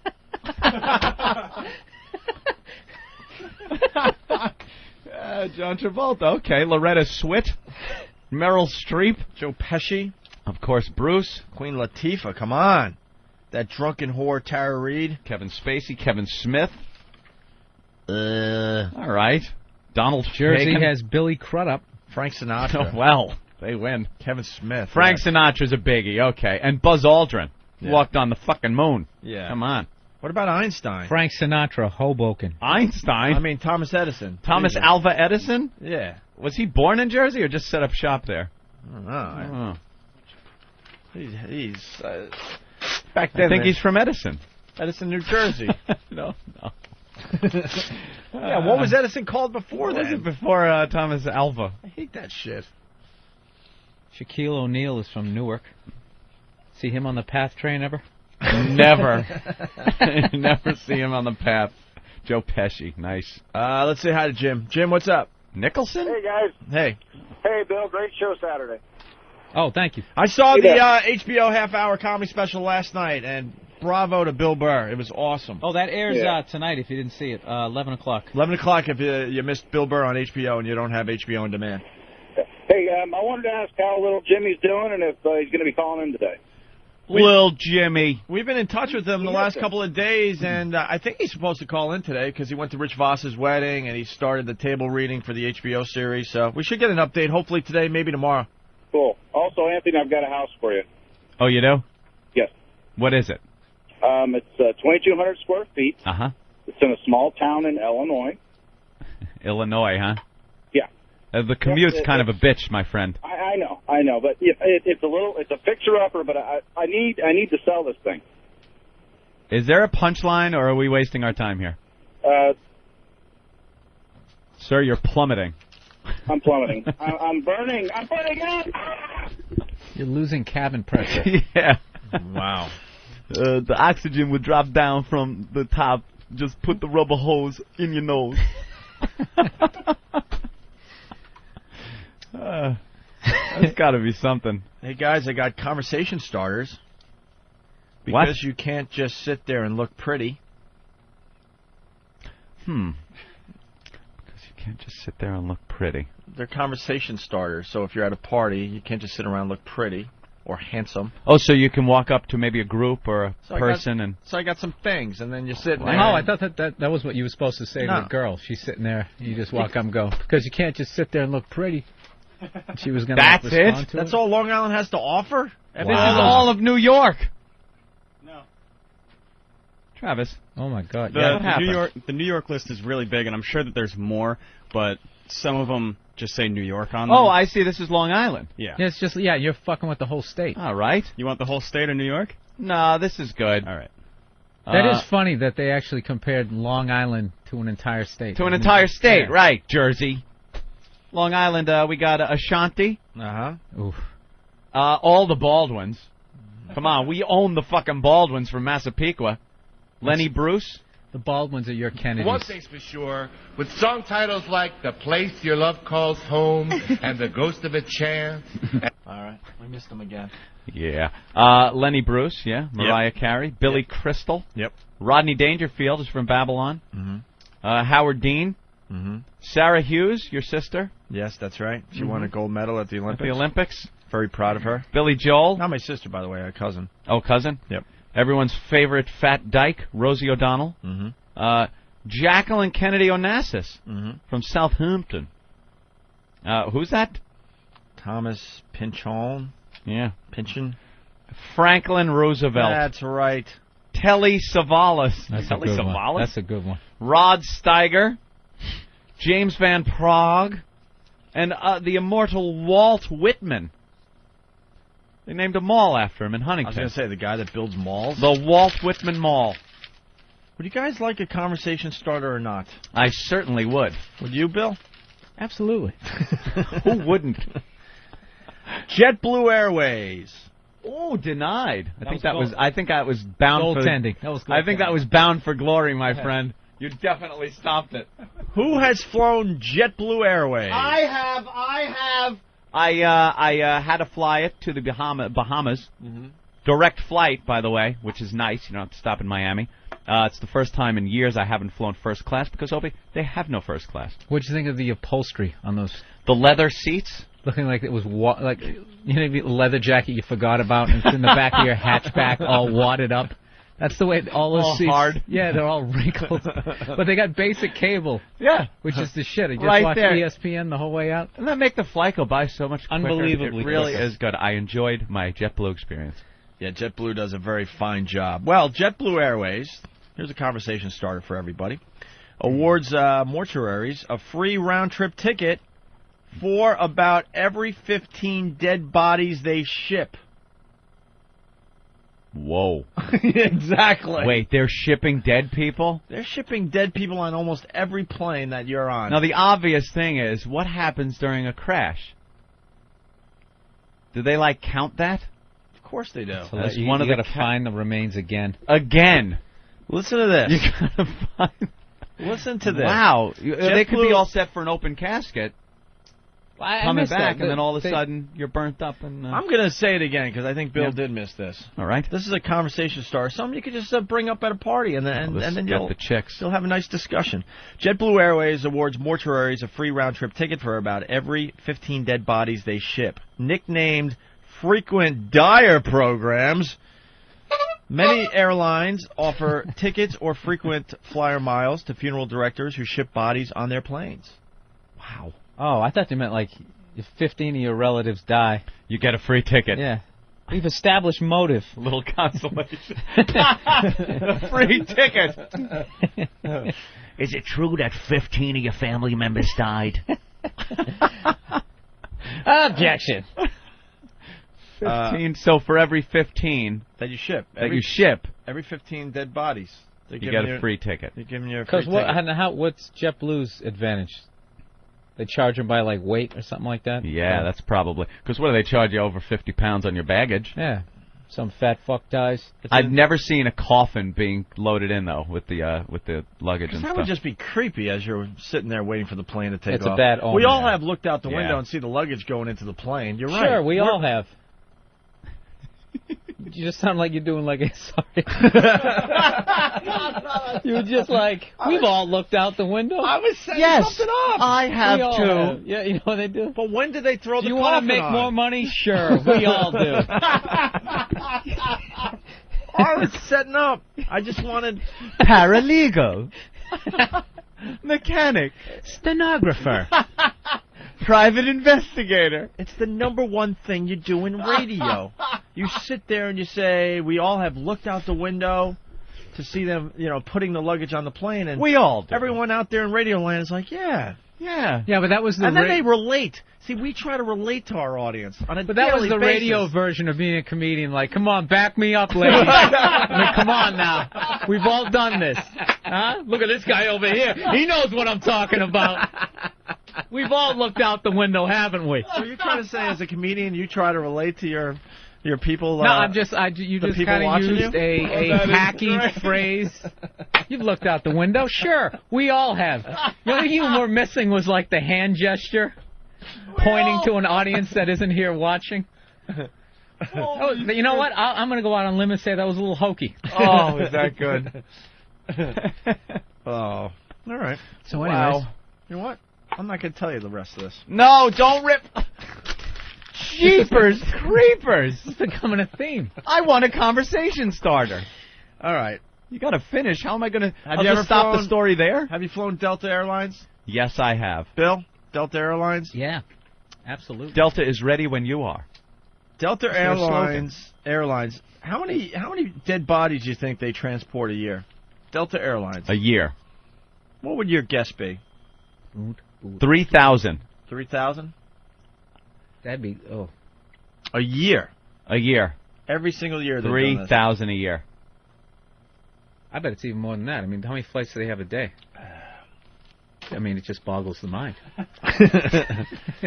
Ready for this? I'm going to say 3,200. Oh, yeah, bastard. 3,201. 3,001. 3,201. I'm going to get the refrigerator. I want to play Plinko. I meant to play this. Yeah. You're both wrong. You both overbid. No, you underbid, but... Underbid. Excellent. 6,000. Delta Airlines And one. transports 50,000 dead bodies per year. 50,000 a year? A year. That's like everyone that died in Nam. Just on Delta Airlines. 50,000. On one airline. One airline shipping 50,000 dead bodies a year. A lot of people are dropping far from home, I guess. That must be it. It's the only reason I could see for flying a dead body. You gotta send them through the X-ray machine. Yeah, they gotta do that. Send them through security. Would you like another conversation starter? Of course. Can you tell I read some magazines overnight? Get them all spread across this floor like a fucking serial killer. Trying to make a ransom note. There's got to be some comedy in here. That's what you do, man. Just wait till you see what I got on Yogi Berra coming up. Yes.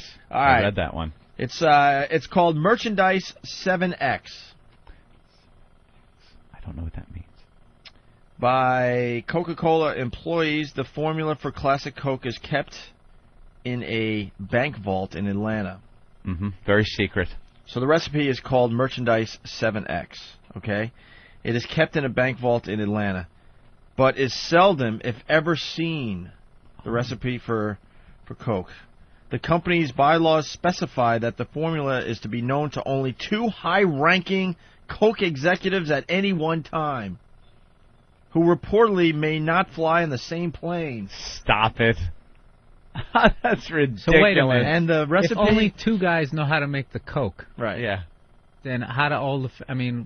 Yeah, what are the 2 guys with bottles? Yeah. Shh, shut that door. Of course there are people that know how to make it. They probably have like the beginning 5 ingredients, and then It goes every into other another factory room. has their 2 ingredients. And the guys from the first room can't go into the second room. But 'cause even they'll know then, what's you'd being have made. you'd have to make all the. those need five to know ingredients. more about this That one. doesn't make any sense. Can we find out about this on the internet? Yeah. I think this is hype. Is that, And the recipe is passed down by word of mouth. I know where to go. You know where to go for this? I know where to go to find it. What? Cokewars.com? Right. No, I'm going to What's my the Urban recipe Legends .org? site. Put in Coke. Coca-Cola. Doing your fucking job, All right, man. go to that one. Acid. Information from Is Answers.com. Coca-Cola formula known to only 2 people? Here it is. Only 2 Coca-Cola execs know Coke's formula. Each of them only knows half of it. Status, false.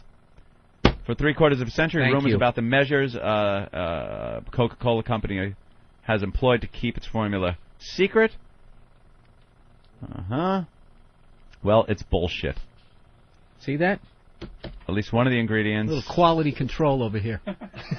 You with your magazines. Here's an interesting fact. Conversation starter. Only one chisel was used to make Mount Rushmore. Get the fuck out of here. It's right here in time. Citrate caffeine, vanilla extract, Yeah. flavoring, Fe cocoa, citric acid, lime juice, sugar, water, caramel, sufficient. There you Some go. Coke hitman's going to come in here right now. Yeah, before I blurt out the last ingredient. Put 2 behind your ear. Some silent shot comes through the window from the Parker Meridian Hotel. Pepsi spies in a van. Damn it, we lost the feed. Yeah, that's a urban myth. Any more there? Yeah. No. Tell us about the one about the kidneys being sold on the black market. You know, the guy that woke up in the bathtub of ice with a note that said, "Get to the hospital." Done. How about the one night stand? He wakes up and then written in lipstick on the mirror, "Congratulations, now you have AIDS." Yes, welcome to the wonderful world of AIDS. How about the guy that went to the wedding and at the toast the groom told everybody to turn their plate over, and the picture was of the bride having sex with the best man. Right. How do you start one of those? If you had like all your interns go to bars around Manhattan and tell the same fucking story. Wouldn't that get started? It wouldn't work. Would never work. Somehow one guy had to tell it at first. And he's around going, "Hey, you hear my story? It's everywhere now." Yeah. How does that happen? That was me. That was I'm me. one of the best fucking liars. My lie is everywhere. Yeah. Don't make me go into the 500 greatest songs since you were born. Oof. All right. List from Blender magazine. Now I think we could safely say you read a little too much last night. The 500 greatest songs since you were born. Is there a power outage in your building? He's fucking sitting there by candlelight. Just reading. No, he's the asshole standing at the newsstand. Hey, buddy, you going to buy that? No. I decided to step it up today. Yes, thank God. All right. Does anyone care about the 500 greatest songs since you were born? Absolutely. Best song since 1980. Since 1980. Best song. Sussudio. It's got to be. This is Sussudio. Let me think. Since 1980 till now? Yeah. From 500 greatest songs since you were born. No. Should I give this list to Dirk so he can I will play it say to you? Smells Like Teen Spirit. Smells Like Teen Spirit came It has in to be there. 5th place. 5th? I've cut the list in half. 5th place. Bill, would you like to guess one of the top 500 greatest songs since you were born? Top 500 and I hit number 5? How about top 10? Well, we'll go with top rule. 10, but Blender, you know, they spent How about 20 White pages Lion's on this cover of Radar Love? Oh, yeah. That's got to be up there. It's got to be number 2. I know it's too long. I apologize.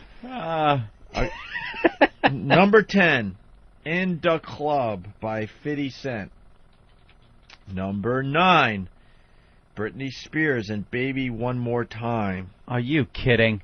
Wait, 500 songs. And 500 greatest songs since you were born.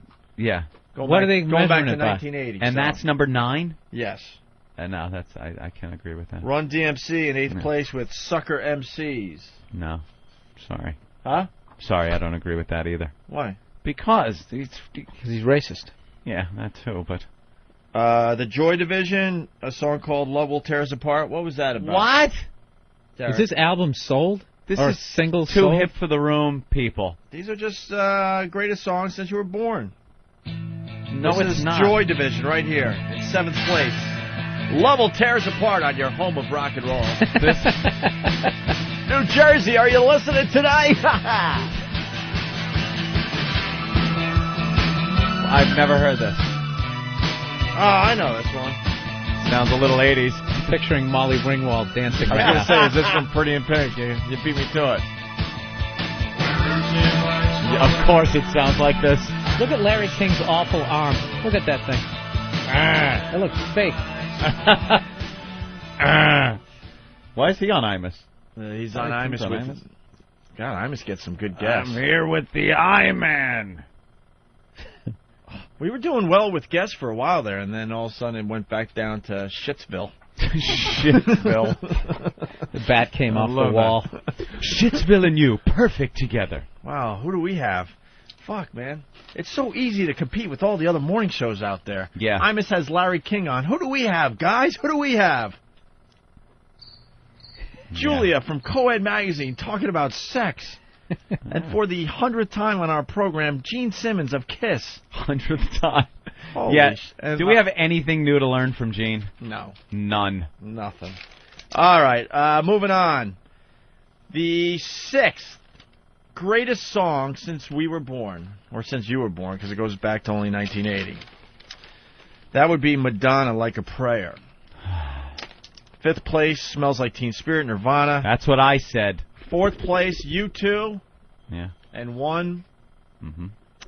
3rd place, Sweet Child, Oh Mine. Not Of. A lot of people think it's Of Mine. Oh. Guns N' Roses. 2nd place, believe it or not, is Outkast and B.O.B. What? Derek? Yeah. You know it? 1, 2, 3. Yeah, national underground thunderbounds when I stop the ground. Yeah, it's pretty good, though. I like the Outkast. It's the 2nd greatest song since you were born? No, I won't give it that.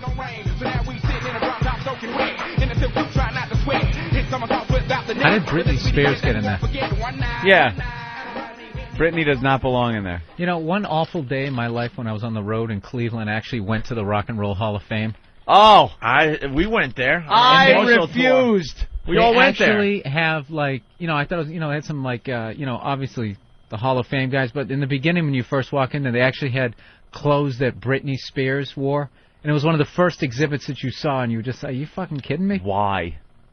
Who cares? That's going to have a high turnover rate, the case where her clothes are. Like, there's somebody coming up right now that's going to be in that case. Jessica Simpson's thong is in there now. Yeah, it's got to be. I wasn't too impressed. The building's awesome and all, but... There is no way I was going that day. It's like, you want to go to the Rock and Roll Hall of Fame? Why do I want to go to the Hard Rock without a burger? Because that's pretty much what it is. It's the Hard Rock, no food. There was a lot of shit that obviously just came from, you know, attics after these people died. Yeah. Stuff they didn't even care about. Unbelievably. John Bonham's drum kit was the only cool thing I saw there. Like he had one, though. That's what Yeah, I'm I know. saying. That's like the one that was used once in a studio, or... That was the one he was thinking about using for Moby Dick, but decided Yeah. not to. But he was thinking about it, so we got to, you know, put it on display. Put it up there. He probably never even played it. Ludwig sent him all these drums. Yeah, that's what I'm saying. Give him the ugly green sparkle. Give me the sticks he used to tap out Moby Dick. All right, and the greatest song since you were born means the best song since 1980. The number one song is... Oh, wow. Oh, no. So what do we got coming up next? I don't know. We'll find out after these messages. Oh, hey, that's cool. Is that Disturbed? Yeah, it is. Disturbed doing Genesis Land of Confusion, right? Nice. Well, they had some success with Shout, doing their cover of Shout on their first album there. Wow. I like Disturbed. I love Disturbed. Yeah. There's rumors that the singer was wearing a O&A Pest T-shirt on the stage, or spread the virus said T-shirt. "O&A Party Rock" from the stage. Yeah, they are fans, and the T-shirts and the stickers are being handed out. But I don't know until I see a picture. I don't know if I'm going to believe that. Yeah. But they are being handed out That'd to be shows. huge. Yeah. Hey guys, if you're fans and you're listening, please call. We would love to have you. We will blow off the always trying to hawk his wares, Gene Simmons, for you guys. That's right. Please. Couple of some feedbacks coming in. Case from California. Greatest song since Anthony was born has got to be the national anthem. Oh. Well, you look great, but we're starting to think you might be a vampire or something. We really don't know how old you are anymore. I am not. You know, the Groucho thing is throwing a lot of people Just off. because I met Groucho Marx. Say no more. Pat from Menaki. Since Anthony was born, the greatest song has got to be Rudy Valley's When I'm Calling You. When I'm calling you.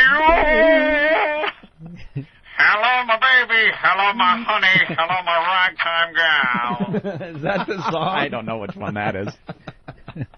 I've never heard of such things. I met Groucho in 1975 when I was a small child and he was near death. You met him when he was running the New York Marathon in 1938. Fighting age. I did not. Ladies and gentlemen, all the ships at sea. Beep, beep, beep, beep. Morse code. I did not. How easy was it to write a hit back then? You could come up with that horse shit. Hello, my baby. Yeah. Hello, my honey. Hello, my ragtime guy. It's so easy. The cool guys have that song blaring how they're DeSotos. Yeah. All you have to do is poop-oopy-doo. That in a song. Poop-oopy-doo. You got a hit. Dun, dun, dun, dun. It's a Charleston. Some lame-o song. Poop-oopy-doo. That's only the first shit you would just play, like two notes. Ba, ba, ba, ba, da, da, da, da, da, da.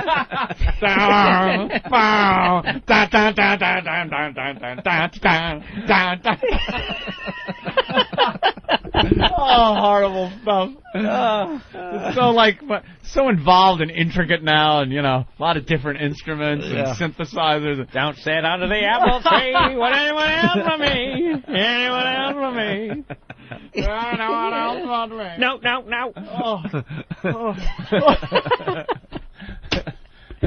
You're getting pussy off of that. People mobbing you. Your fucking raccoon coat. Oh, damn, is that funny? And that was probably considered the devil's music to other people that were around in that era, Boop, boop, what they were listening to, that's the devil music. Boop, boopy doo. Makes people want to fornicate. This type of music is the devil's music. Yeah, that's the guy born in 1876. Yeah. Scott Joplin. That's good music. This land is your land. You know what? Yes, Opie. I think I want to clean up my area. Stop it. Those things have been sitting there for about a year. What happens next month. The guys, we have a great crew behind the scenes, and they're always finding stuff for us to play on the show. And a lot of this stuff piles up because we'll just go off on a 2-hour tangent about nothing. And then we have actual really good stuff that we should have got to, and we never get to it. And then it gets older and older, and then we then we put a rubber band. A rubber band goes around it. So then you don't even look at it anymore because it's a pile of stuff. Yeah, Ope's got CDs in front of him that are all loose. And every day I see him thumbing through them and stuff. And hey, what do you think of this and stuff? And then there's the ones that have the rubber bands around them that just never see the light of day. Never. Well, here's one thing we did start really late in the show last week. Diddy teaching Martha Stewart how to rap. Remember the douche chills we got? So bad. A lot of people commented on a bunch of the websites and fan sites that this stuff was so bad we had no comments. It didn't need it. It was just spoke for itself. Stand alone. Well, remember this one? This is the only one I think we played last week, and then we'll play the others. Here with my bro Diddy, and I'm so excited because he's going to teach me how to rap. Now, I just want you to notice, Wes, what are the security guards doing? PB&J's. Oh, they're eating. See, they took me out. That is so great. Well, first of all, what I really want to know is, what are the meanings of these few words? Okay. Little 101. Is cheddar cheese? No. Why is she getting a laugh out of that? Because You know- her white audience is there, and Is cheddar cheese. When the world ends, right? If someone was filming it and they were just pulling the camera shot away from the Earth and everyone died, that audio should be playing in the background. Like we just all died of stupidity, and you just keep pulling away. Perfect. Out Pull in, away all, that long all the way shot. out into space. It's just fucking horrific. Cheddar's money. That's an image. Oh. Cheddar. Okay. Cheddar's money. Okay, shorty. Okay. I had no idea. That's a little bitch. I'm Tolly. You're tall. Your daughter. I seen your daughter. Yeah. You know, I would call her a shorty. Because she's like 6 feet tall? No. She's young, pretty thing. Oh, okay. Oh, okay. Yeah, she's a shorty. Oh, I'm Tolly, see? Yeah. Yeah, we heard it the first 2 times. No, you're Flossing. cunty. Which is? What you're doing right now with that $8 million piece of ice around your neck. That's flossing.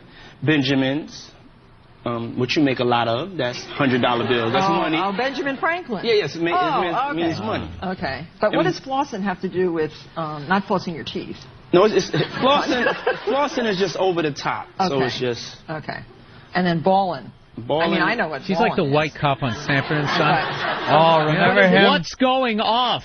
Hey!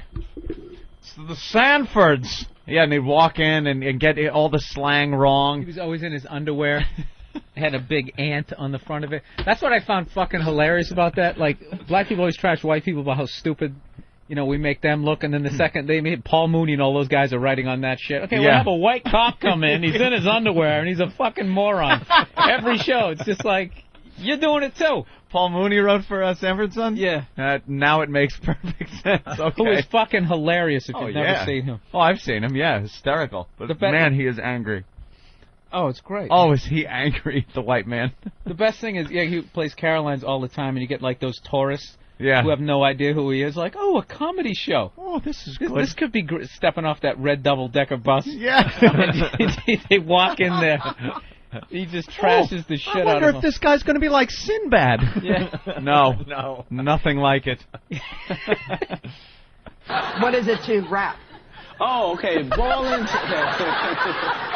Was that a fucking to joke? Rap is living life to the thank fullest. you. It's just, okay. you work Having a hard. ball. You work Having a hard, you ball. play. There you go. Work Okay. hard, you play hard.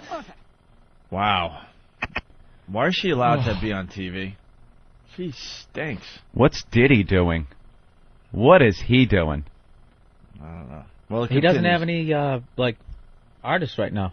No. Once Biggie died, that was it. He was like Biggie's little cohort.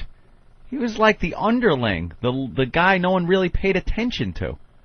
And then Biggie died, he gets huge, he does that tribute song to the Sting song, and then that gave him license to just do this? He has a new line of rims coming out. I'm serious. So he got the rims, He's like got the, his he's clothing like the line. black Gene Simmons. Yeah, exactly.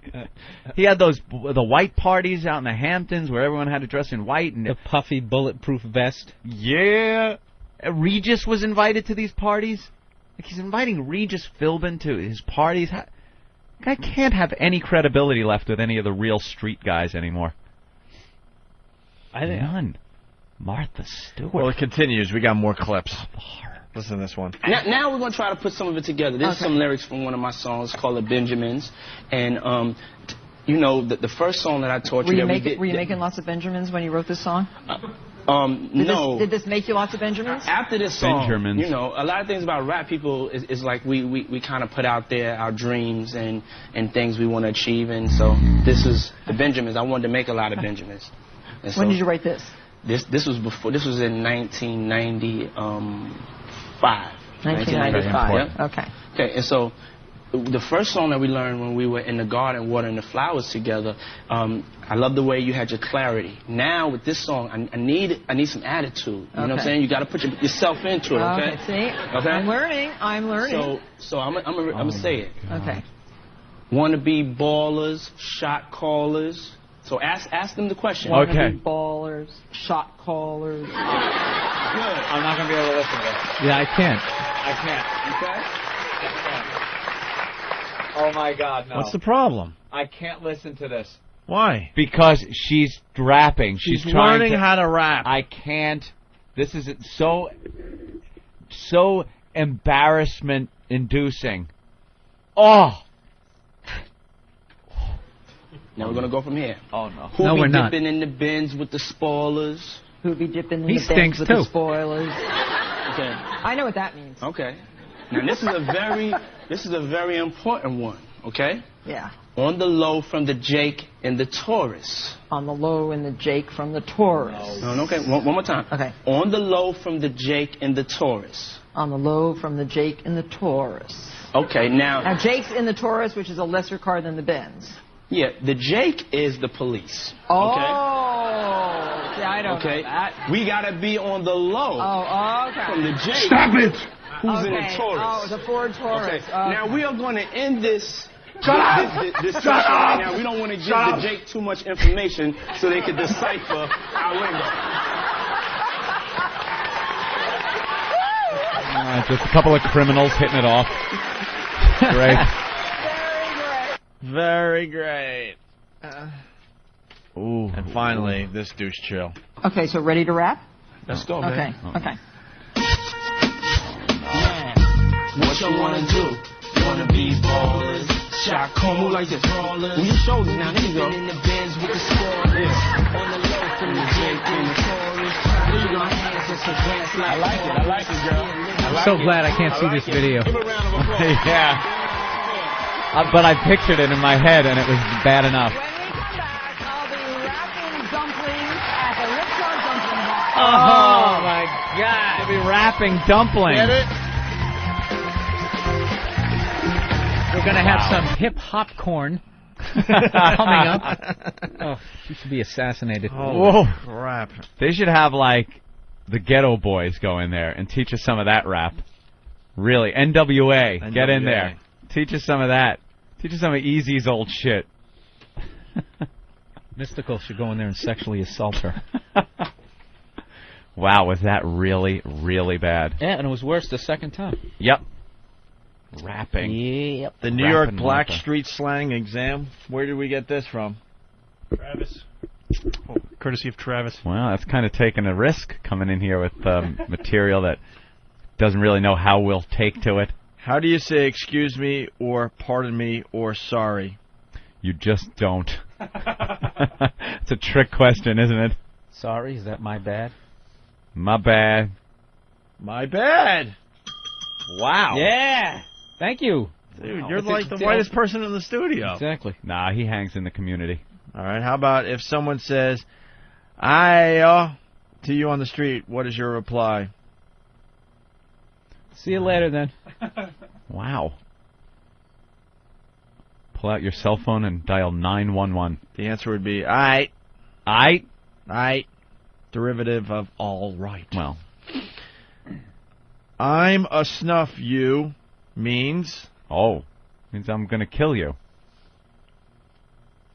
I'm going to punch you. I'm going to kill you. I'm going to leave you. All of the above. I'm a snuff you means... I say kill you. Bill? Oh, I thought you were saying it meant all that shit. I'll kill you. Snuff you, I'm going to leave you. You're both wrong. It's I'm going to punch you. I'm going to punch you? I'm willing to bet no one says that. She got a gas... I'm going to snuff you. Snuff just... Yeah. By the way, man, doesn't work.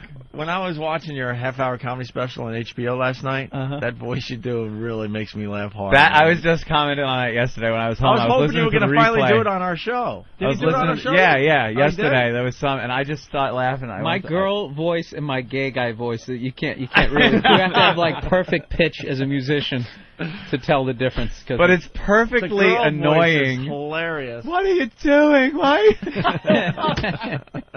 I was laughing yesterday listening to the replay. I was like, I love that voice, man. The second I started doing that chunk of material, the amount of women who would come up, like, there would maybe like every weekend anyways, because I'm a fucking howdy-do looking idiot, I might get 3. One of them was a divorced waitress, but the second I started doing that bit, it dropped off to 0. Really? Yeah, they just don't I would like just give you hate women. You can totally fucking see it. It's like, why don't you look behind... Stop taking it, fucking face value. I have intimacy issues. Bill Burr's half-hour comedy special re-airs tonight, right? Yes, it does. At 11 o'clock. 11 o'clock Nice. on HBO. She got a gas face means, A, she has light skin. B, she's very happy. C, she's giving you a dirty look. D, none of the above. Dirty look. She's giving you a dirty look. Yes, Bill Burr. Wow. That's what she got a gas face means. Here it is. Who are those two white dudes used to sing there? Late 80s. You looped it. Oh, wait. Oh, you know those two fuckers. The guy with the you know, we need somebody black in here. They were white guys though. Come on, the guy had the cane. He was kind of cool looking. Third base. There you go. Okay. What? Pop goes the weasel. Yeah, third base. Pop goes the weasel. And they had another one called the Gas Face. Yeah, Laszlo's here. What's up, Laz?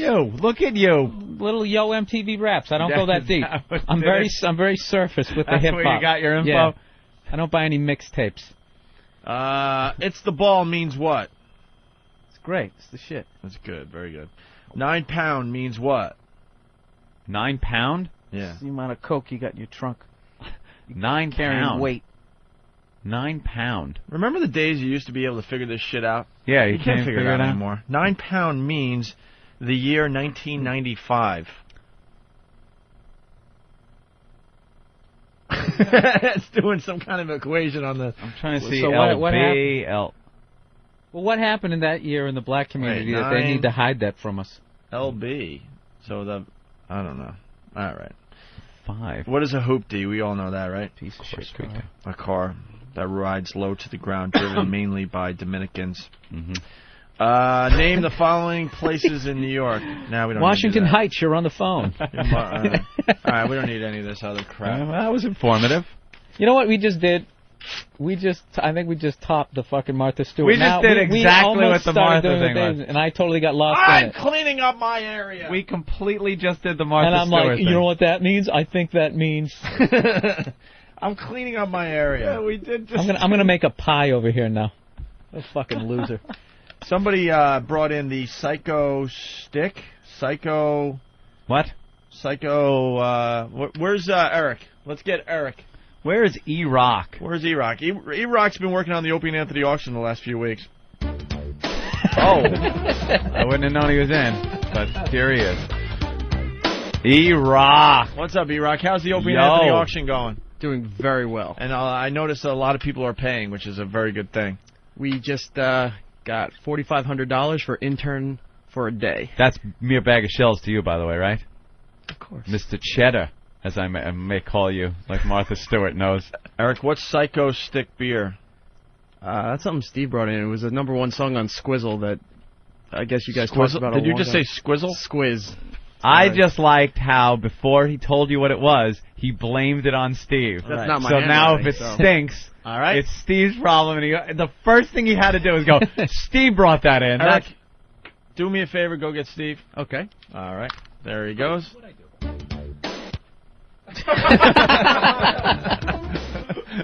Eric actually started walking, stopped because Steve walked into the studio, so his music had to stop, and Eric's still in the studio, and now here's Steve with his walk-on fucking hybrid sound effect. Hey, Steve, what is Psycho Stick beer? Eric brought it in. Psycho Stick Why beer. does that sound I'm familiar? cleaning up because you brought it into us. That's why it's familiar.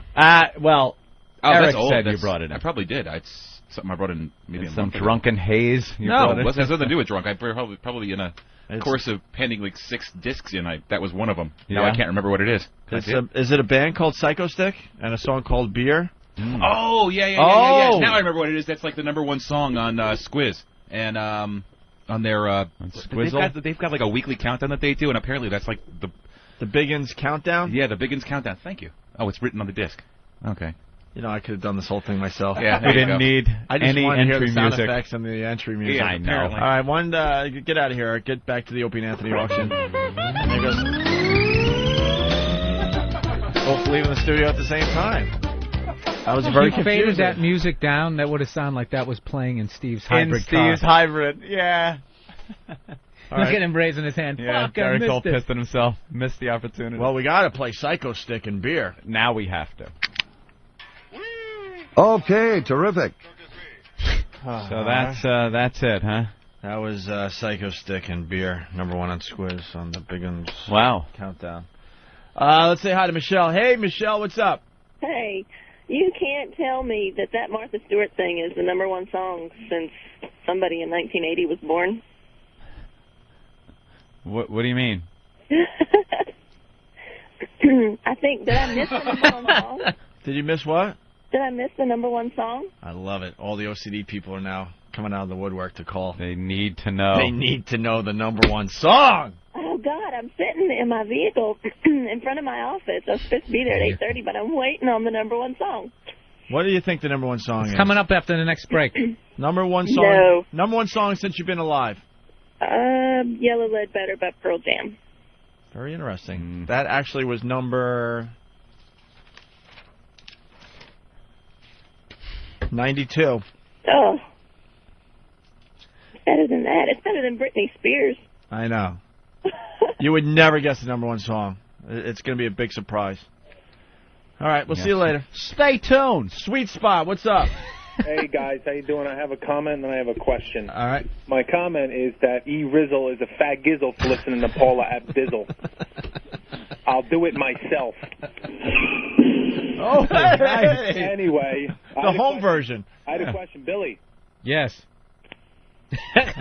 He got you. Hung up on you. And you know what? You can get me 100 times in a row. I'm a sap for all those games. All right. Hey, Dick Shortner from Whackbag. Yeah. He's saying he works in an electronics store, and we often play walking music to piss off the other salesmen and managers. They have XM in the store, so they have plenty of channels to choose from. I guess when a manager is walking across the floor, they'll play some faggy music for him to walk to, and it pisses him off. I thought that was an Opie and Anthony original. Maybe this guy got it from us, hoo-hoo. We might be ripping them off, hoo-hoo. Yeah. All right, just trying to clean up my area. Here's audio of a reporter almost saying jack off. Jack off? Thrilling. Let's listen in. Can't you say jack off on TV? You would think you could. All right, well, here it is, I guess, if it cues up. Here it is. Sask Energy is announcing a proposal to jack up the cost of heating your home by 27 to 30%. That's hot because it's a chick. All right, that was worth sitting here for a month. Was that in rubber band or was that sitting? That was almost in rubber band. Almost. Wow, good thing. I'll clear out the rubber band section. But look, we're clearing out stuff. Who was sitting there smoking pot, saw that and went, this is hilarious, man. She almost said jack off. All right, I got a real good one. Got to one. be on the show. Actually, I do have a really good one. Guy freaking out playing video game. Oh, yeah, I saw this clip, the video clip. This is really good. Where's Steve? Steve, you know what this clip is all about? I can relate to this.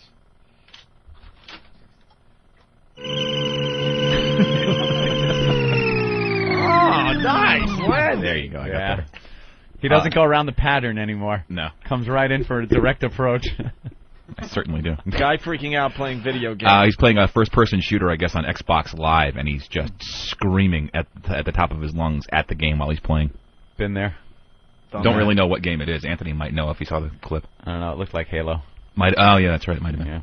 All right, let's listen to this. Shut the fuck up, Slayer. Fucking idiot. Who the fuck is driving a Warhog? Wait! Shit! Oh, so what? Fuck you! Fuck you! Shut up! There's no one in the room with him, by the way. Right. So much, you little fucker! Oh, shit! No! Fuck this! Oh! Yeah! So, triple! Shut up! Fuck off! Oh! Fuck you! He's smashing the controller. What the fuck? Get out.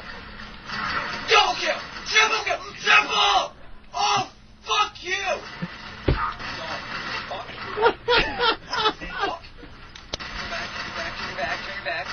Turn your back, you fucking moron. What the fuck is this? Fuck you. Yes! No! Yes!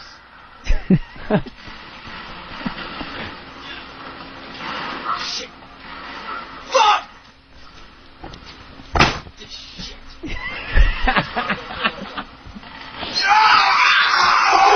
I hate it!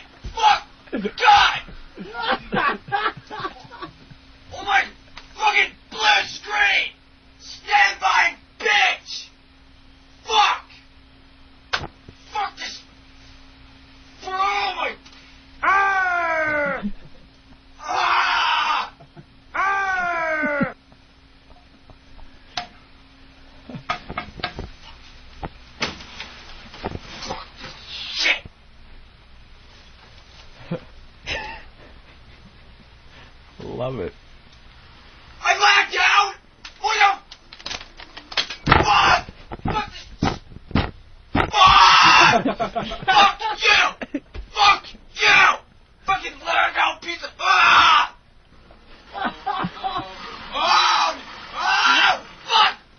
Fuck is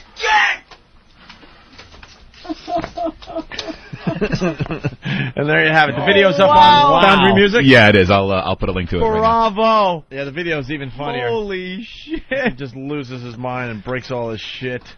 What else is on your website there, Steve?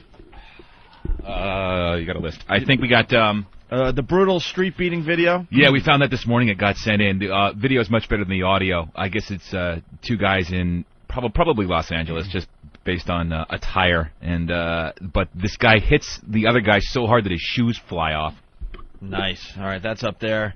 The new Laszlo O&A trailer that we played earlier is That's up there up for now. your listening pleasure. We're looking for listeners to come up with their own Opie and Anthony movie trailers. Please spend All more than audio should be sent to Steve at foundrymusic.com, FOUNDRY music.com. Also, intern Bill's pathetic assault on the media. The video is now up on the website. Yeah, you can see pathetic it is. It certainly is. He's about 30 feet back from the camera when he does it. It's funny because all of a sudden you see the bag drop to the floor because Right. he's pulling his sign out of the bag, and then he's jumping up and down in the background, and no one cares. It's pretty funny to watch. Also, the assault on the media clips from the Eagles home opener. That one was a really good one, and that might be in the lead for the assault on the media contest for so. September. It's between those guys and the gang from Boston that also had a great assault on the media this month. And we're looking for new assaults on the media as the month winds down here. And 5 video clips from Jimmy's going away party. That's right. People have been bitching. They're like, where the hell was the video? Yeah, I've been moving, so I haven't had a chance, but I finally got a chance to get the video up. Are they good video clips? Yeah. All right. And that's about it for now. Thank you, Steve. Okay. All right, what a show, what a show, what a show. Bill Burr in studio. His half-hour comedy special re-airs tonight on HBO at 11 o'clock. I saw it last night. He kicked ass. Absolutely. It's really good. We're going to sit and watch it. I love that. Should we make I can't do it. I don't know what I want to do the voice so It's bad. so funny. He does What his are you voice during the doing? half-hour comedy special. That really made me laugh hard. Want to go to the Container Store? Yeah, that's what it is. Get some T-shirts. Oh, get some containers for Oh, your your T-shirts. T-shirts, yeah. I know your Isn't act better than great? you. You stink. You Nah, I retired. I stopped doing that shit because I don't want people lip syncing my act next time I'm out at the Stress Factory. That is so funny. You though. already did that. Some What you guys- doing? Guy's funny, but I heard this shit. Barracuda, whackbag.com. Hey, guys, can we get an update on Opie's Green Apple Squirts? You want to go to brunch? The brunch one was the best. Yeah, an update on the Green Apple Squirts. It was one and done. One and done. A one-off. When does that a ever prototype. happen? Good. When do you ever have the liquid shits one time and one time only? On a lucky day. And then go right back to solid action.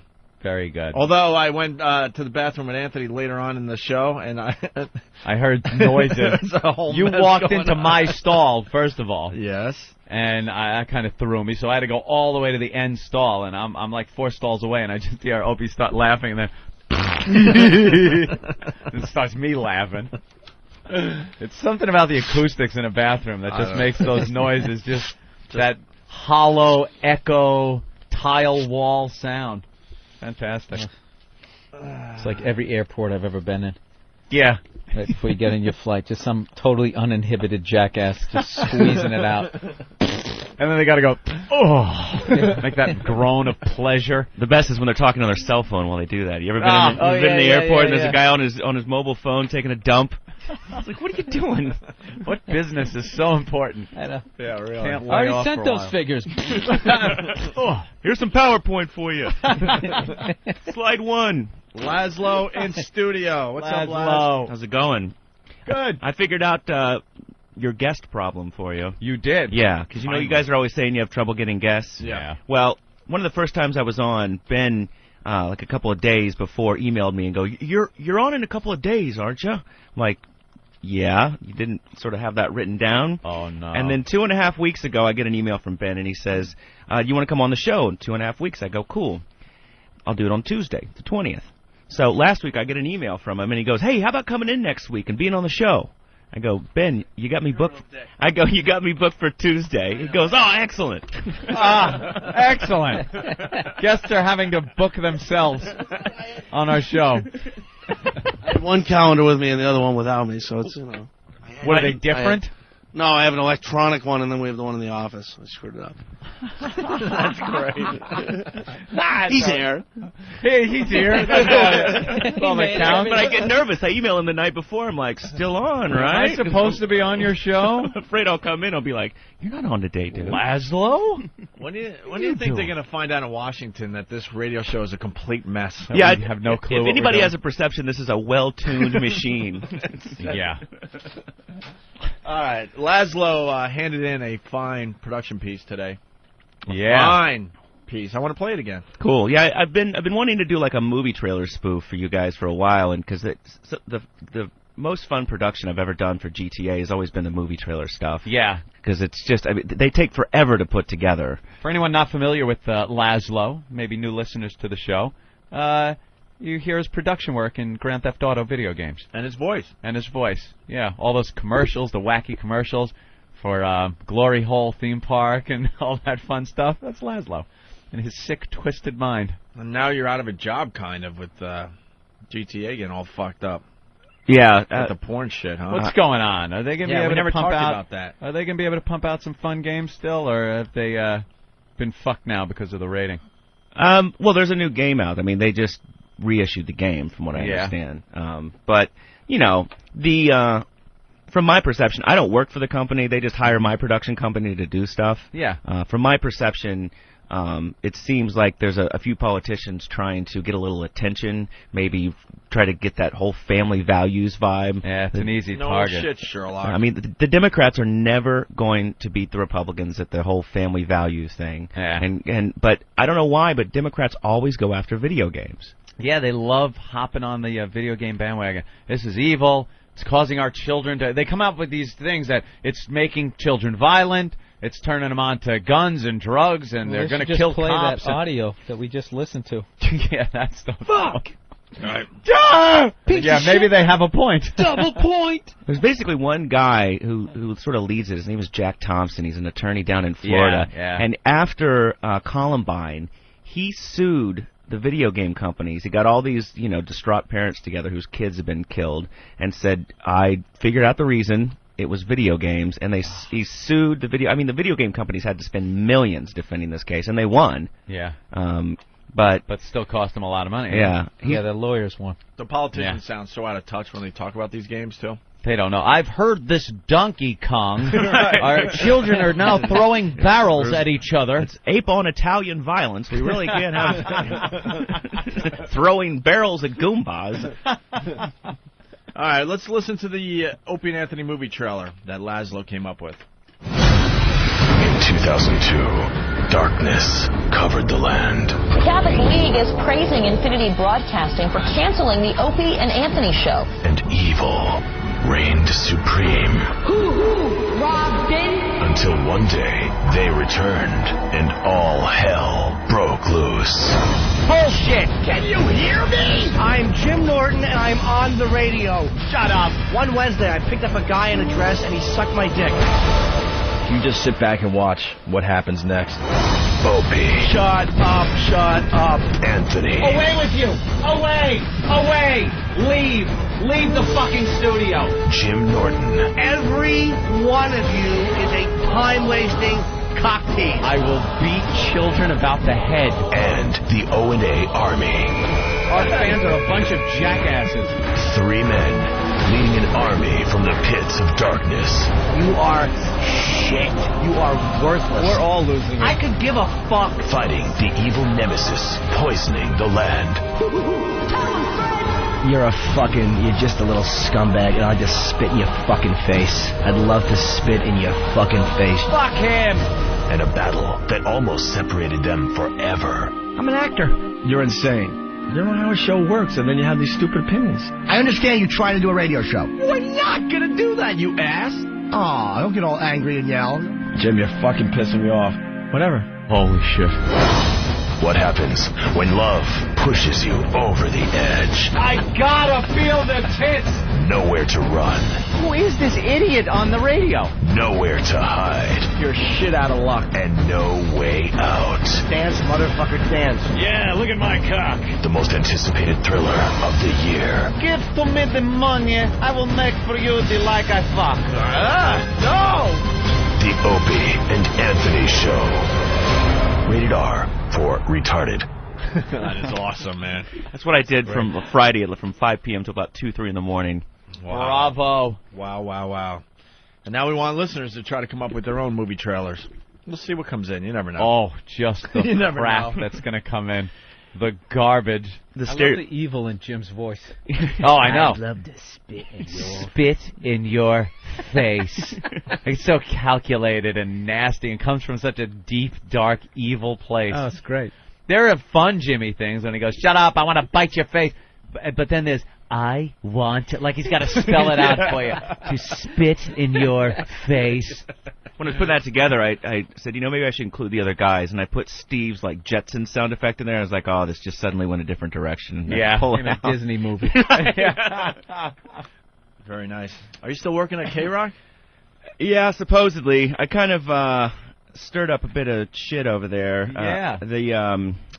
The Hoo-Hoo fans have been, or I guess people that are associated with them have been sort of sabotaging the show. Oh, really? Which is kind of weak. Because in radio station studios, they've got the hotline, and it's that one number that makes all these strobe lights in the studio flash.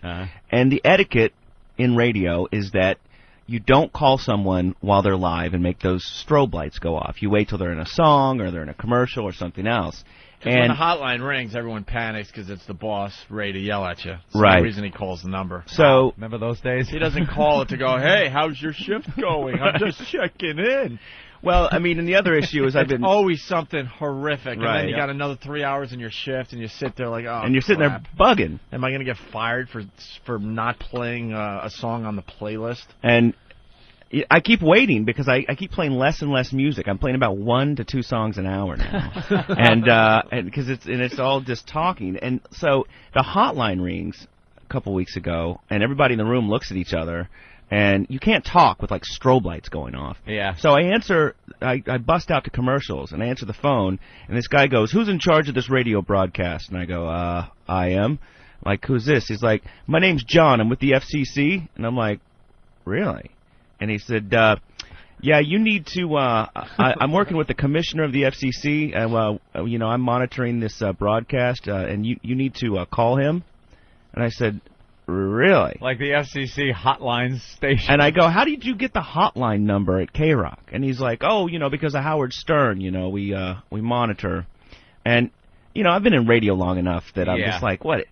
Especially since somebody that works for the FCC sounds like some jackass from Jersey that, is under a car changing out carburetors. Work for the FCC So in Jersey. He gives me this phone number, and he says, yeah, you need to call the commissioner. I'm like, yeah, what is the commissioner's name? And he's like, the commish. I'm like, okay, all right. So, but now, I guess some of Stern's boys have the hotline number, because I think it's the same hotline as Stern's phone bank. And I'll just be sitting there talking, and the strobe lights just go off. So it's like I got to unhook it. It's really fucking annoying. Yeah, time to spray paint over the strobe lights. Yeah. Get a Pokemon seizure during your show. But, yeah, E-Rock came on the show. E-Rock? A couple weeks ago. Oh, did he really? Yeah. Wow. E-Rock came Where's on. E-Rock? We were talking about the Hurricane Katrina, or Hurricane Karina. Karina, yes. Yeah, you got that clip? We played that clip on our show. What could E-Rock possibly have added to your program? Well, this was lottery winning, so... the poor E-Rock. Yeah. What is he doing with that money? Is he going to have, like...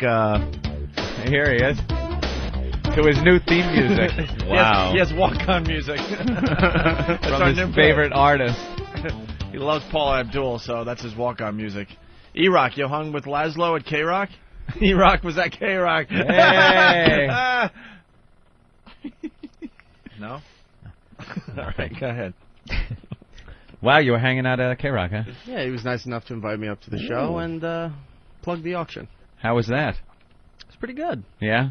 No one knew it was you, or was there There's anybody nobody there except Laszlo and his friend there. So I would Big assume Wayne. they would probably be a little upset if one of the production staff to the Opie and Anthony show were up in the K-Rock facility. And we put some bumper stickers up. Oh, yeah? Yeah, I put some Put WoW WoW stickers stickers up everywhere.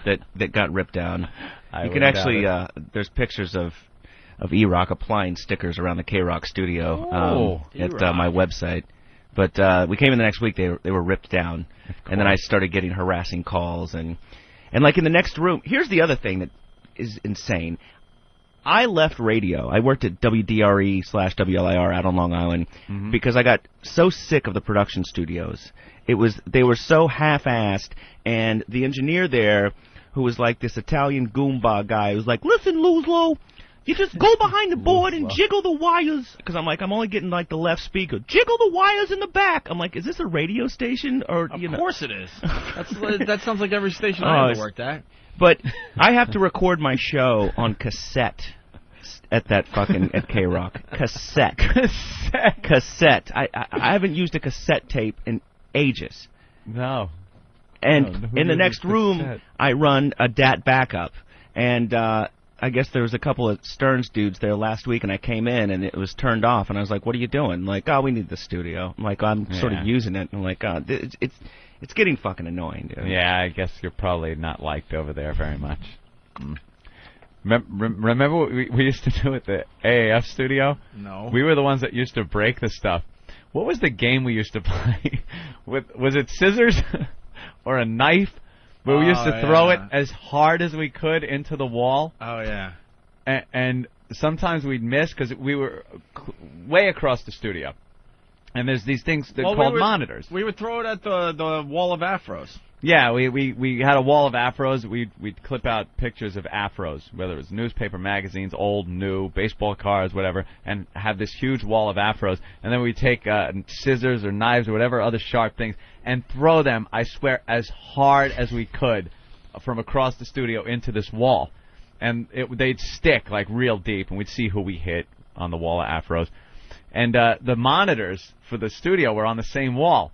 And a couple of times, the scissor went right through the big speaker. We were animals. Then we started throwing the fire extinguishers through the wall.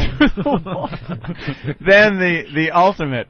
Someone brought a tombstone, the tombstone, sure. into the studio. Yeah. Just this huge piece of granite that had to weigh, what was it, 90 pounds? It was, I don't know, it was ridiculously It was heavy. really heavy. We took this thing and both picked it up and just rocked it back and forth. 1, 2, 3, right into the wall of afros. Collapsing the wall of afros. It just went right through the wall. And I don't know why we did Really this. weird racial undertone to this Why whole thing. Yeah, I was going to say, there's the wall of afros. There were as many white people on the afro wall. It was just afros. Yeah, the my setup. picture The was on wiggers. the goddamn the wall. N lovers. My picture was on the wall. We found one picture of of Boston. That was it. Yeah, The band Boston. The band Boston was up there. Yeah. You know, they had the big afros. And I don't know That why seemed like we a used Boston to destroy. It was bad. Yeah. Throw knives at the wall of afros. Throwing knives or anything else, we just would destroy that studio. Well, what about the time Green Day came in and we told them, you could destroy the studio. Oh, if we you do it want. all the time. Go ahead, trash it. Yeah, that took a while to clean up. Yeah. I don't know why we would destroy. Like, was there were we angry at the time that we felt we had to rip the walls down? I don't know. Like gorillas in there. Yeah, the guy on before me at K-Rock, he goes, dude, what are you doing? You keep going the way you're going, they're probably going to blow you out. I'm like, dude, I get this is something I'm doing between projects at the moment, And I guess you guys had a little bit of history with him. Nick Carter? Oh, right. Yeah, Nick's over there now? Yeah, he's on, he does like a show before me or whatever. Is he doing full-time or just... No, he's just part-time. I guess he used to On be weekends? on, you guys battled him up in Boston or something? Not really. I mean, he was on the same time as us, but he never really... A little smack. Yeah. Talking a little smack. Nah, I mean, he's a friend of ours now. I mean, Yeah. The battle was before him, the guy before him, and then he took over, and the battle was already won. We butt heads a little bit, but then we were fired, so much ended. Throw him out. You got some... oh, there goes Eric. right, Eric. Yeah, I brought him some stuff for your auction, man. Derek's just sitting there waiting for him to walk out. And by the way, that's what he did on my show, too. Really? Yeah, just sort of blank look with a mic in front of him. Oh, that's him. That's him. What is he going to do with that $100,000? Have you like some camp called Halitosis for Hope or something? He went there. I don't know what he says. He's going to invest it And live off the interest. Live off the interest. He told Good me luck. he's going to live off the interest. Good luck. I don't know what stock market he's investing it in. Yeah, hopefully it's the Colombian stock market. Because they tax it. But from what I heard, he's got some kind of a loophole in his residence. You can live off the interest if it was 1977. Yeah, those maybe. days are done. You can't live off the interest You anymore. can't live off the interest of $70,000 offshore accountant. Yeah, there you go. Steal it. My brother did that. Someone will steal. Well, Nigeria. Some guy emailed me from Nigeria and said that I could get $20 million if I send him my bank account number. When I was in the airport in Switzerland, I was in Geneva. We were headed up to the French Alps, and my buddy and I, as a joke, there's like a Swiss bank branch right there in the airport. And as a joke, we went up and said, "Hey, we want to open up a Swiss bank account." And they said, "Excellent. You need $25,000 in cash." Cash? Sure. I was like, wow, because you're not even supposed to leave with more than $10,000 in cash, or they think you're buying drugs or something. But you can open a Swiss bank account right at the airport. But what do you do with one? I don't know. It's like, just say that you sounds got like one. it would be cool to have a Swiss bank. Yeah, I got a Swiss bank account. But what? I'm part of the Illuminati. Yeah. What do you do? Keep your Nazi gold there. Yeah, fillings. Do you get a debit card from them and use the ATM? How do you get your money out? You got to go there again? I think so, because a buddy of mine, his parents died, and he found this piece of paper and found out that they had a Swiss bank account. And we actually flew over there, took a bunch of money out in cash, and then traveled around Europe getting whacked on it. Just strap it to your body? Fly it back? Just How do you, stuff it in a suitcase. What is it, 10 G's you're not allowed to take in? More than 10 grand cash into the United States? 10 grand is it. You can't have more than 10 grand on you in cash. Wow. Yeah. Guido from Morris Park. Was that Laszlo's Italian accent? It sounded more like Mickey Mouse. Can we hear your Italian accent again? I have no Italian accent. Dude, I'm from Oklahoma. It was this guy. Hey, jiggle of the wire. You guys were talking about... Look at him trying to change the moving along. You guys were talking about the different slogans from countries. Yeah. In Oklahoma, on the license plates when growing up, it said Oklahoma is okay. Okay. Do you remember that? Yeah, just okay. Right, we're getting by. We're fine. When did Oklahoma become a country? The country of Oklahoma. They had slaves. Did they? They did. There were slaves in the oil fields. All right, we have some of your show stuff. Yeah, here. on my show, there's three of us. It's me, Big Wayne. He's my sidekick. He's a former biker who used to wreck motorcycles on the BQE at 100 miles an hour and rob shoe stores and do crack and stuff. But he's a carpenter now, and he's one of my best friends. We surf together every weekend. So why shoe stores? Out of curiosity. Nikes. Get some Nikes, looking cool. Stealing the sneakers. Yeah, he's just going in. That was a big cash heist. Steal all the size 10s. We're gonna knock off a shoe store. Where do you surf? Long Beach. Long Beach? New York. Yeah, we had some hurricane surf go through with Ophelia this weekend. And Pretty good. It was so big, there was a lot of people couldn't get out. Big 10-foot glassy faces. Wow. It was big, incredible. 10-foot glassy faces. Yeah. Nice. You're talking shop here. I know. I'm like 10. All right, so we got some pieces from your show? Yeah, Wayne's had a lot of experiences with women that have been a little less than stellar, so we play music, much like you have, different theme music for people here. All right, here's Romantic Moments with Big Wayne. Romantic Moments with Big Wayne. I was with this girl, and it was in the early 80s, and she was actually a friend of a girl that I was dating, and we had a little relations, and she got knocked up, and so we told her family, and everyone was all happy at first, and a couple of weeks went by, and the father kind of grabbed me and said, you guys are kind of young, and you don't know what direction your life's going into, and take her to the clinic. And then I took her to a place on 5th Avenue and 60th Street. After the procedure, we got back to her house. There was moments of, you aren't going to love me anymore, and we're not going to last, and we're not going to be together, and, it turned into another moment. And little to say, 3 weeks later, I was back at 5th Avenue and 60th Street for round 2. God. In the house. Control his instincts. Romantic Moments with Big Wayne. Holy wow, the music really sets that piece. It is all so together. Thank God I'm in delay on that station because I have to keep hitting the goddamn dump button. Because I mean, Really? he's a carpenter. Every other word's fuck, All shit. right. It's killing me. God She damn. just had an abortion and was able to have sex again. Took the chick That's home weird. and fucked her again and got her pregnant again. I like how the whole thing went, though, where she felt that he wouldn't love her because of the abortion, and that turned into romance and him showing that he loved her by having sex, and then she gets pregnant again. Wow. There was no guilt or shame in that room. None. You got to see this guy. He's about 240 pounds. He's got a dreadlock beard down to his waist. He's a piece of work. He's all right. That's great. He might be perfect for this fine channel of ours. It's a good one. All right, Romantic Moments with Big Wayne, number 2 here. Yeah, there's another one on there. Romantic Moments with Big Wayne. Chick's name was Debbie. Her brother's name was Mooney, who we really hung out with. And she was born with a disfigured arm. And at the elbow joint, it had a little hand that never grew past a 5-year-old's hand. When I met it, was actually a baby hand, and then it grew to be like a little child's hand. And she always kept it covered up. And I had a fantasy of that, I'd like to be released by hand from the mini hand. And not being that well endowed, I might feel humongous. Romantic Moments with Big Wayne. Yeah, I like that bit a lot, man. Yeah, like a thalidomide hand, Yeah. a little thing on the end of your elbow. Wow. I like that guy. He just talks about unbelievably disgusting shit, but he does it with such a bouncy kind of voice. Yeah, It makes you feel chuckling I think through it. He goes up at the end of the sentence, and it grew into kind of a little kid's Little hand. hand.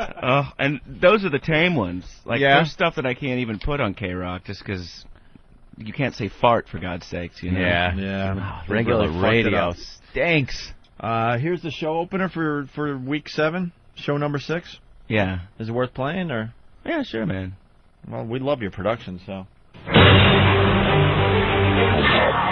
Who's at risk and how prepared are we? Are we next in America? How safe are we in America? Can we prevent a subway or bus attack in the U.S.? This is why I thought the Brits should have let the French have the Olympics. Why are they doing this? You have to wonder, will we ever truly feel safe again? There's a lot to worry about in America today. Terrorism, the economy, gay marriage. But when the anxiety sets in, I turn off the TV.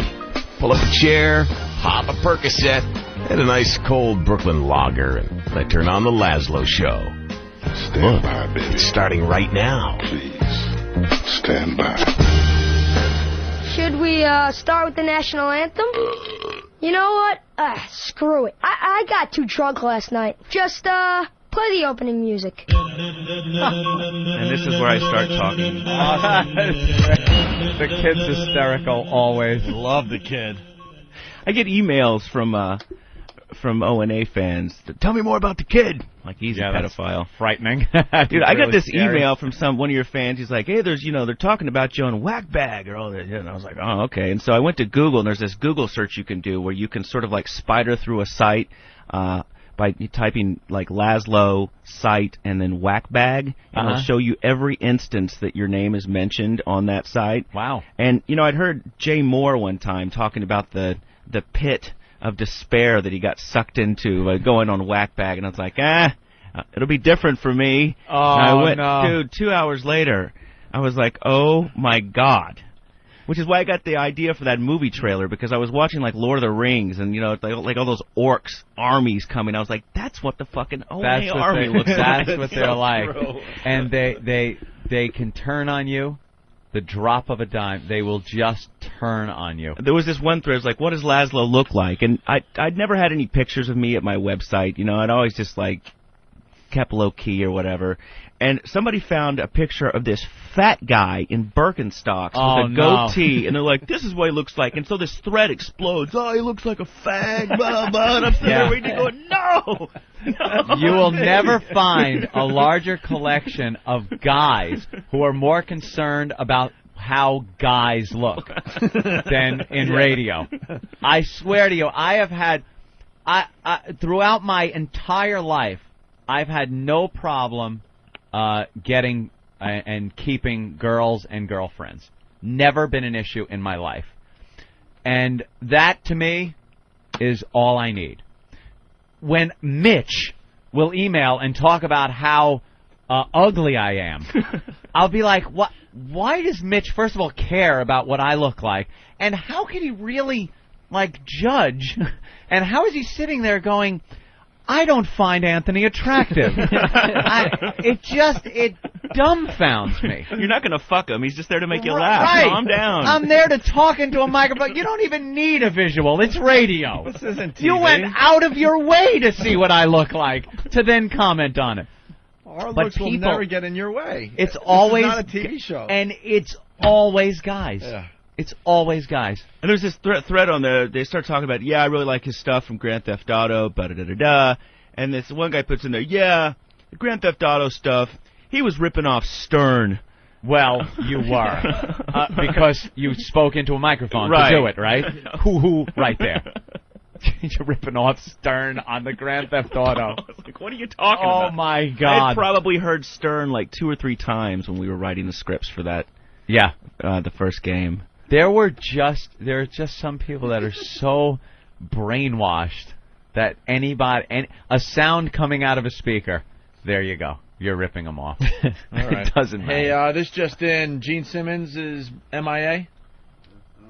Jesus. Oh, wow, what a shame. He's got some hair on him. Yeah.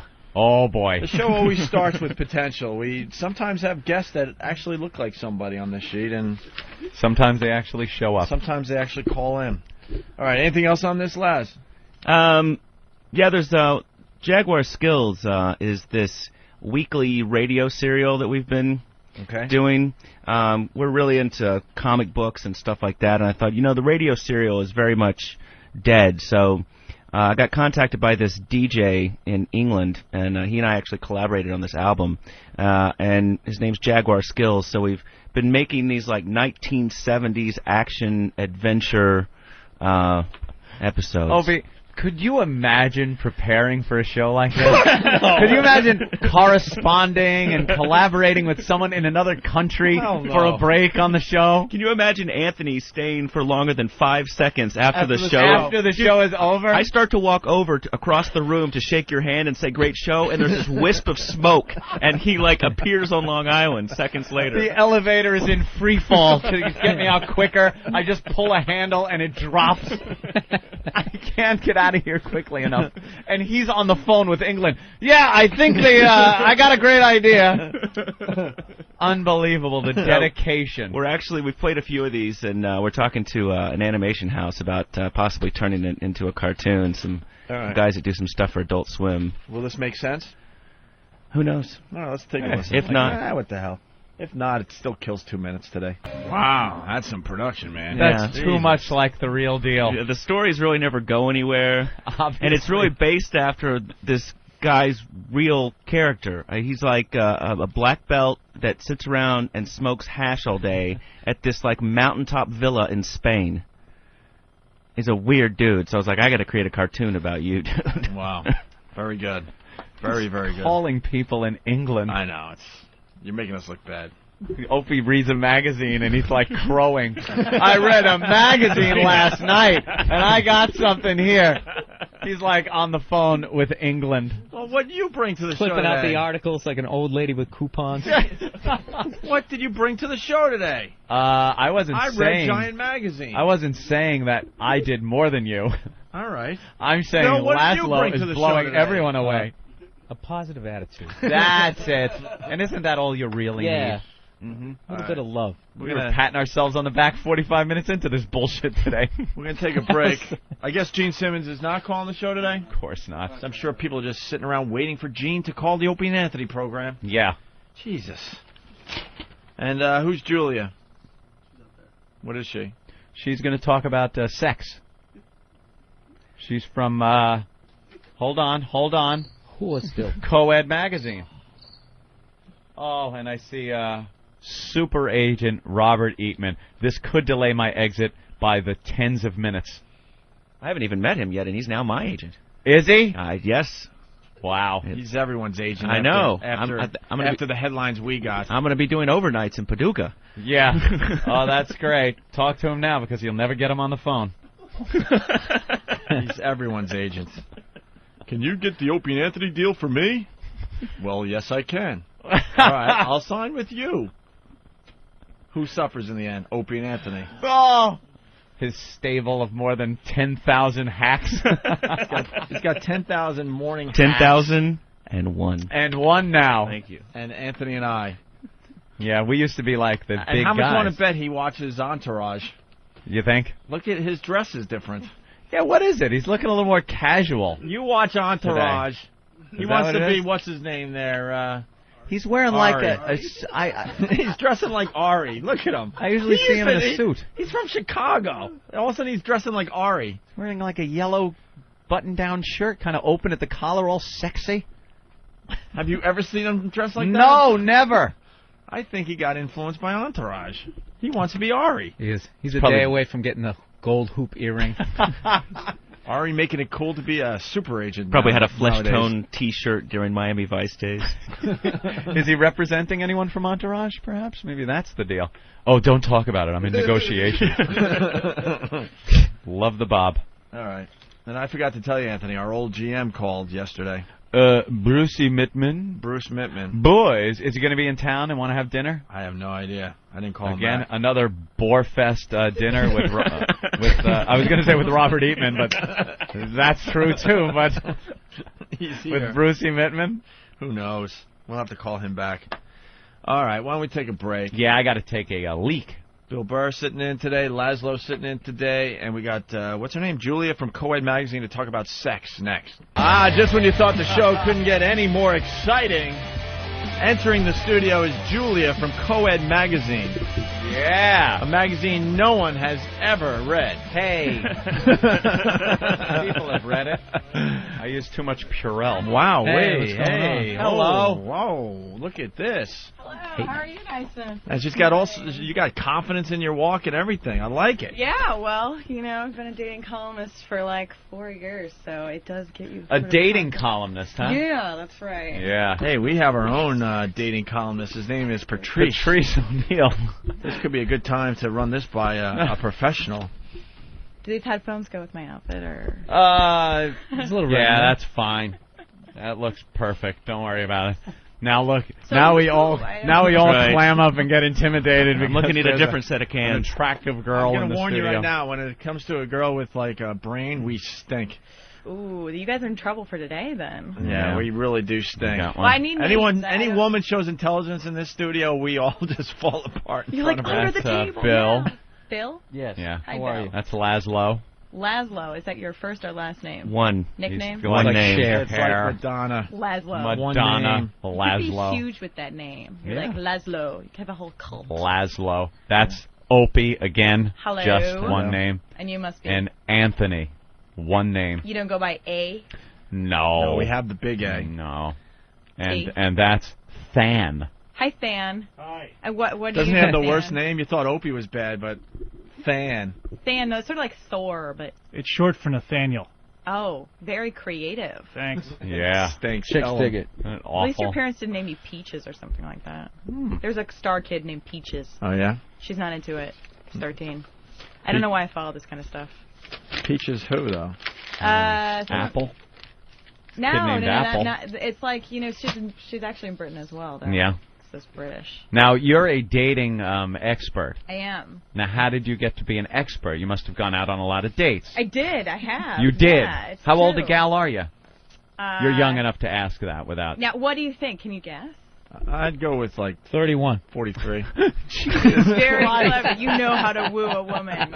I understand that. Awful. I would say... No, she's beautiful. I don't know. 25.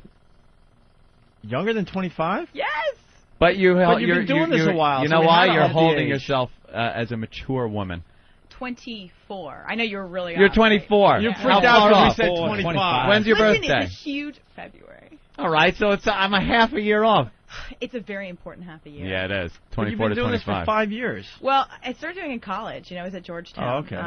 And I started writing the column after I took a year off and I worked on Capitol Hill. And the ratio of unattractive men to attractive women in D.C. is ridiculous. Really? I mean, if you're even remotely good looking, you can get any man there. So yeah. It was a... Wait, who's the ugly one then? The guys? Yeah, the guys were the ugly ones. But they got the power, right? Cause they do. Power's an aphrodisiac. Because it's politics. Now, what's the difference between being a dating expert and just a slut with a pen?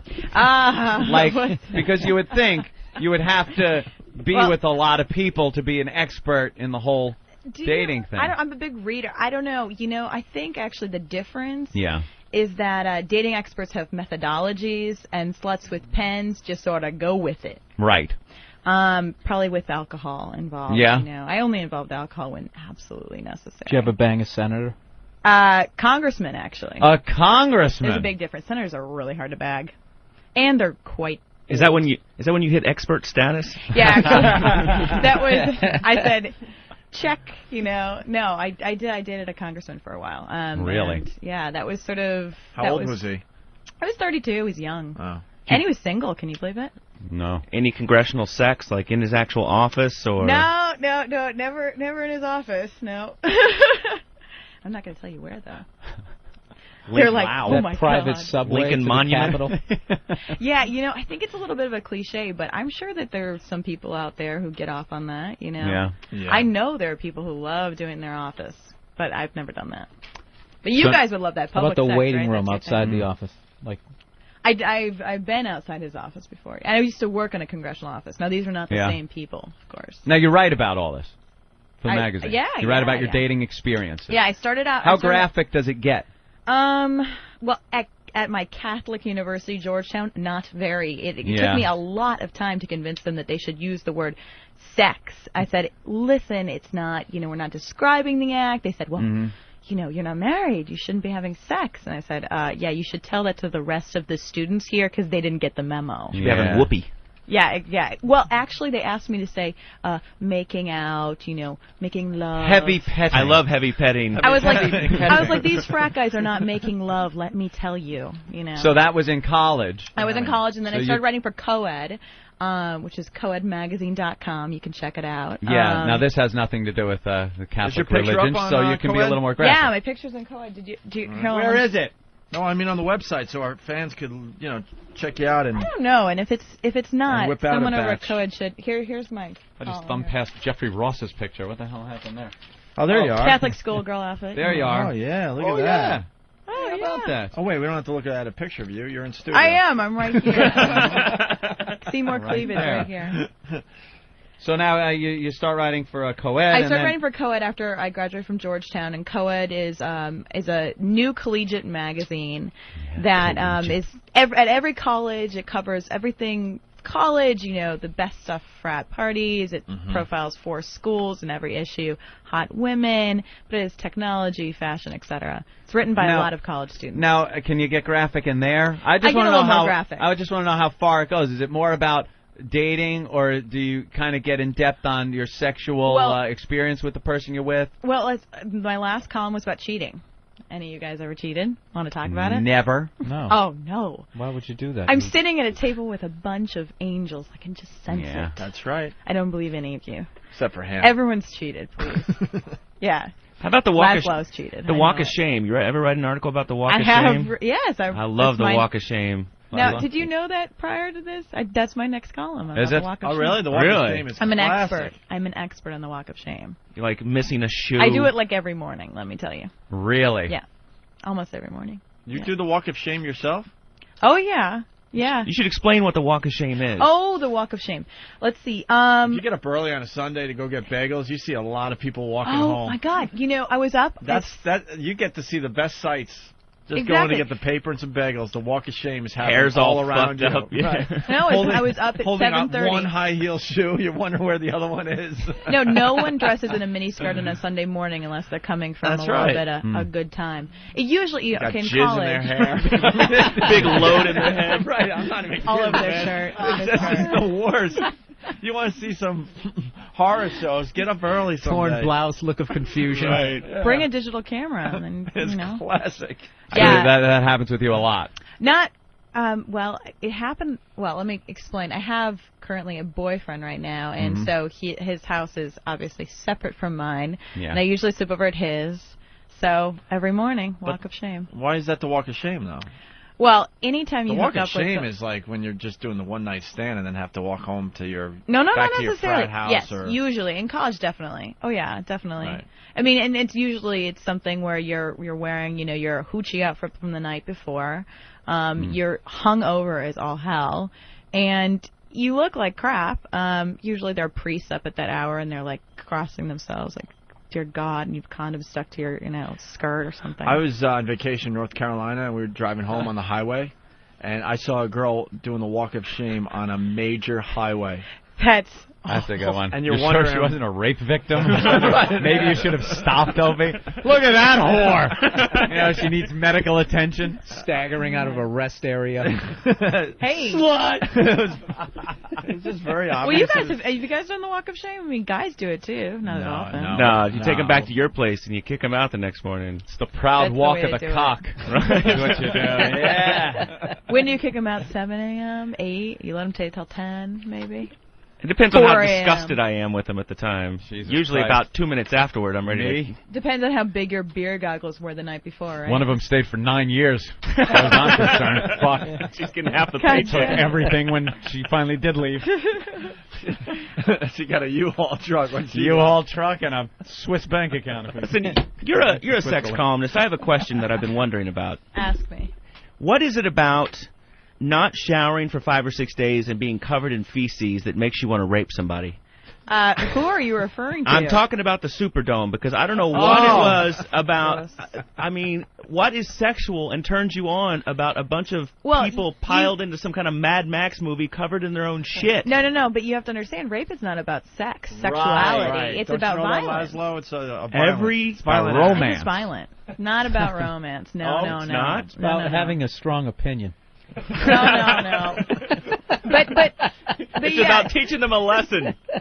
No, because you know, rape is definitely not. It's not guys get so turned on they have to rape someone. No, that's not how it works. No, it's just guys who just cannot control their violent. But wouldn't you have instincts. to be a rapist to really know? I don't know, but I think they've done a lot of sociological, psychological studies on that. Yeah, but if you're a rapist, I mean, you're really going to be like answering these questions honestly. I mean, you're really just morally devoid of any sort of. I think lying isn't very bad. I'm not really sure how we got on this subject. How did we get here? I think when the world. Laszlo. I think when the world Laszlo wants to get serious. When the world is coming to an end, there's something in the evolutionary part of your brain that says it is time to start banging. Copulating. Because after 9/11, 9 months after 9/11, there was a ton of births because people are like the world's ending. I think those are totally different things. I think that the Superdome was really more of an exercise in absolute desperation. I think it's just when you think the world's coming to an end, it's time to start banging. So, does that mean that you don't do that before, or how is your sex life right now? All right, here's a question we need answered. We got to ask you questions that everybody, all the guys in the audience are going to need to know. That's right. How do you know when the guy is going to be able to fuck you? How do how do you know? You go out on a when date. He's going to be able to? When like after he's taken his Viagra, or no. Like you go out on a able? date. You go on a date. He's wondering if he's going to get some that night. Oh God, you know immediately. You know immediately. Yeah, but you got to make him wait for it, want it. Damn these bitches! Oh, I'm telling you. No, the more that you make them wait, the better it is for you, the woman. Because after they've gotten it, it's like, okay, been there, done that. Your power's gone. Your power. Exactly. You have no more powers. No, it's really an unfortunate You're fact tied up of life. in your golden lasso. No, make them wait. And by the way, the more the girl likes stealing your you, invisible jet. Shit, it's over. I don't know, really. Fuck you, lady. That's not always true. I'm sure you've had a lot of dating experience. Aren't there guys that are, stand-up guys. They have the sex and then, hang out, still treat you well, still take care of you. I've dated a lot of them. Things like that. But I'm telling you, it's better if you make them wait. It's just better for everyone. By the way, no, it's not for everyone. There's one person that would say no, the guy that's waiting. No, but you know what? Guys do want you to make them wait. Unless they're thinking of you as a one-night stand. Yeah. You know something? You're speaking for rapists. You're speaking for men. You're not in Laszlo's any of these thing over there. categories. I don't know. Guys would want you to make them wait if they know there's going to be the payoff. The thing is, you don't know if there's going to be the payoff. But there's something very sweet about the anticipation. Yeah, all It's the hot. movies and the dinners. Yeah, I know all the money that you have to pay out in the interim. Yeah, right. Exactly. Money's I know how it no works. object. Well, just if it's ask Hawk. Where's Hawk? He knows. He just won big $100,000. spender. He just won 100 G's. 100 100 large. 100 G's. He's going to be out on the town. You'll see him picking taking up some broads. Yeah. Well, we'll see. Let's ask him a few questions here. What do you think of this guy right here? Here he comes. Hot. Look at him. How did you win $100,000? I'm not aware. Oh, very skillful. Oh yeah. Very Poker? skillful. Yeah, poker. Selling your body on the streets. No, that's it. He no. mailed something into the Daily News. Like an old woman. Wow. Yeah, like an old washwoman. Actually, it was all old women and Eric that Yeah, won. old women and Eric won. He was So in a what lucky laundromat lady when he are you filled going to it take out? What are you going to do for your woman? Do you have a woman? Yeah. I do. Multiple women? No, just one. Just one woman? Just one. How long have you been with her? Several months now. Oh, and so what are you gonna get her? I don't know yet. Yeah, I'm she's take gonna her shopping when she comes out here. Is she like a I say high maintenance in the best possible way.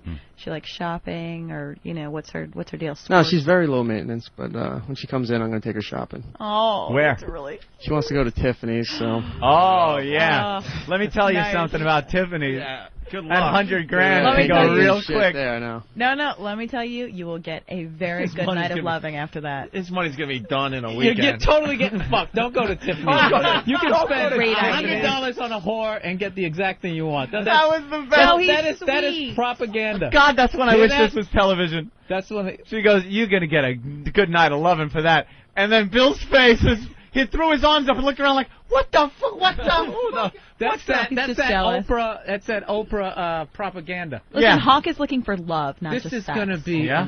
She's Okay. speaking for Love. somebody else. This I can is the tell. right. He has a pattern. sweet face. The rapist." All right, would you Let's go, see. You want me to speak for you? Julia, No. would you go out with him? Sure. Without the money? No. I'm just kidding. I'm just kidding. I'm kidding. No, if I didn't have a boyfriend, yeah. Oh, if I didn't have a boyfriend. That's a great excuse, isn't it? You wouldn't go out with him. Be honest. Not at all. He's a good guy I to would. cheat I with, though. Why would you believe- go out with him? Exactly. Because I think that you should give everyone a chance. He could be amazing in bed. That's Who bullshit. knows? Oh, come on. Jesus It's not. Christ. You heard Where did you $100,000 and your eyes poked. Nah, $100,000 is not going to impress me. Yeah, at this point. 100,000 is nothing. You No, gotta I'm relax really with happy that. for you. I would love $100,000. So if, you want to donate. Why would but you go out with him? Because I think it could be interesting. Why? He's a zero. Everyone. No, that's not nice. Liar whore, and you know it. Who's that guy? You guys The just collar. put that on every now and Yeah. again. Yeah, no, you give everyone a chance. That's the problem with women right now is they are too picky. You have to go out and see what the guy is like. He Women could be a too picky. Casanova underneath his polo shirt. I'm calling Bravo Sierra. You Oh, would not go out with easy her. with the language, Opie. Bravo, Sierra. You're just trying to be like nice. Well, and stuff. professionally, you'd Yeah, go on out the with him. radio. On the radio. And then, she's see, professionally, and then she'd write about it, and, words Yeah. like dork and shit would be I filling love up. dorks. I love them. Do ya? They're- Yeah, I don't Yeah. go for the Brad Pitt type. I go for the No? Zach Braff type. Yeah. Really? They're Bill, you and I are out. manipulated. Have a huge thing for him. Yeah. Dorks are easy prey. Look at the bitter Bill.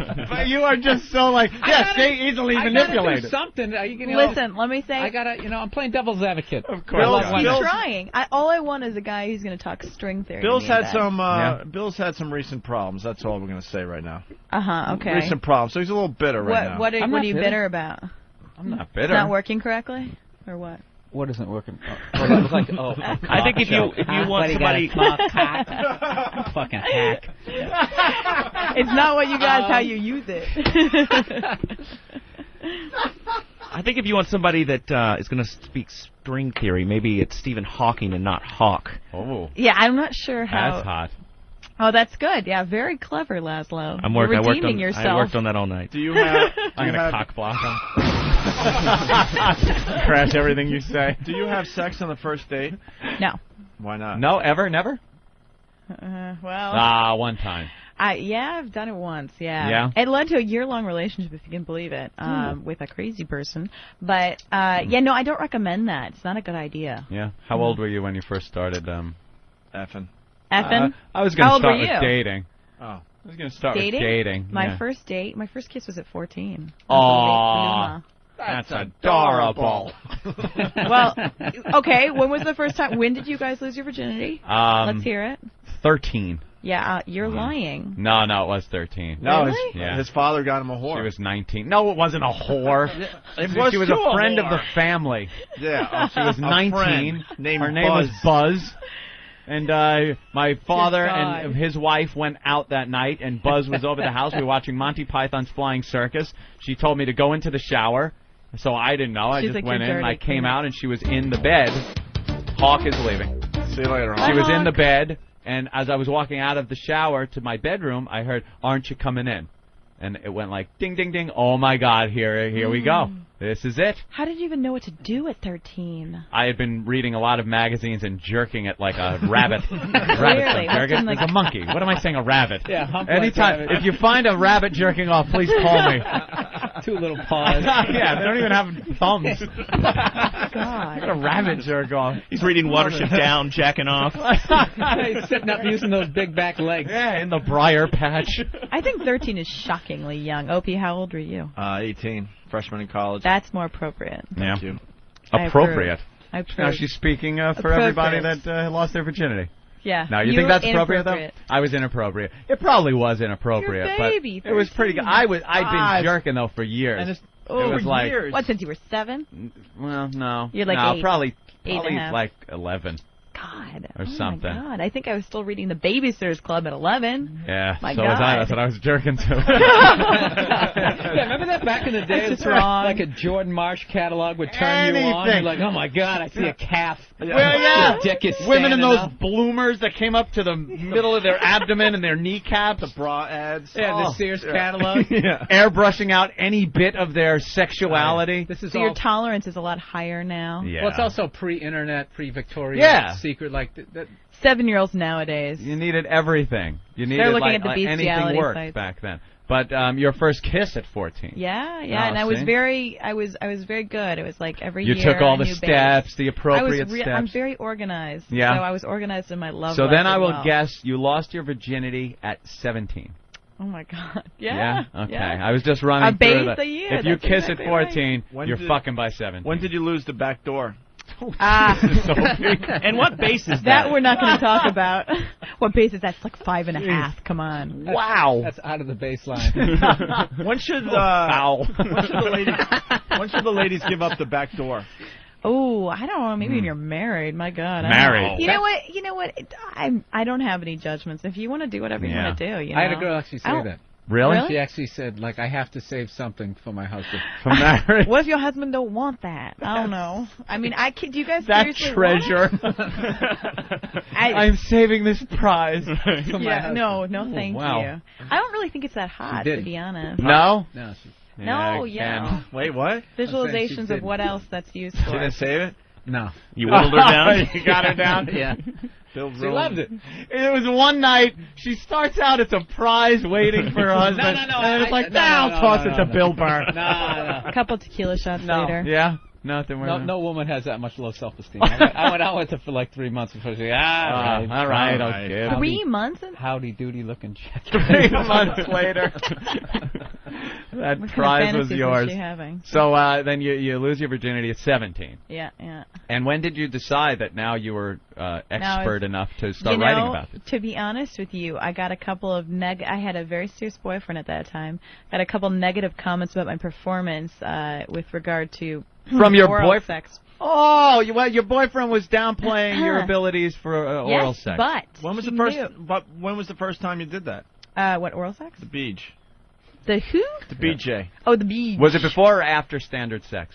I think it was before. Before? It usually comes before. Yeah, that's what 14 to 17. A lot of women are kind of mediocre. There's like that host, like guys. There's like this, like guys just automatically don't know what they're doing, which is true. But they always just like women somehow. No. No. A Here's woman the giving thing. a hand job is the worst. No, let me tell. First, Unless you hand job teach is them. so If you 15. teach them, they're fucking amazing. Yeah.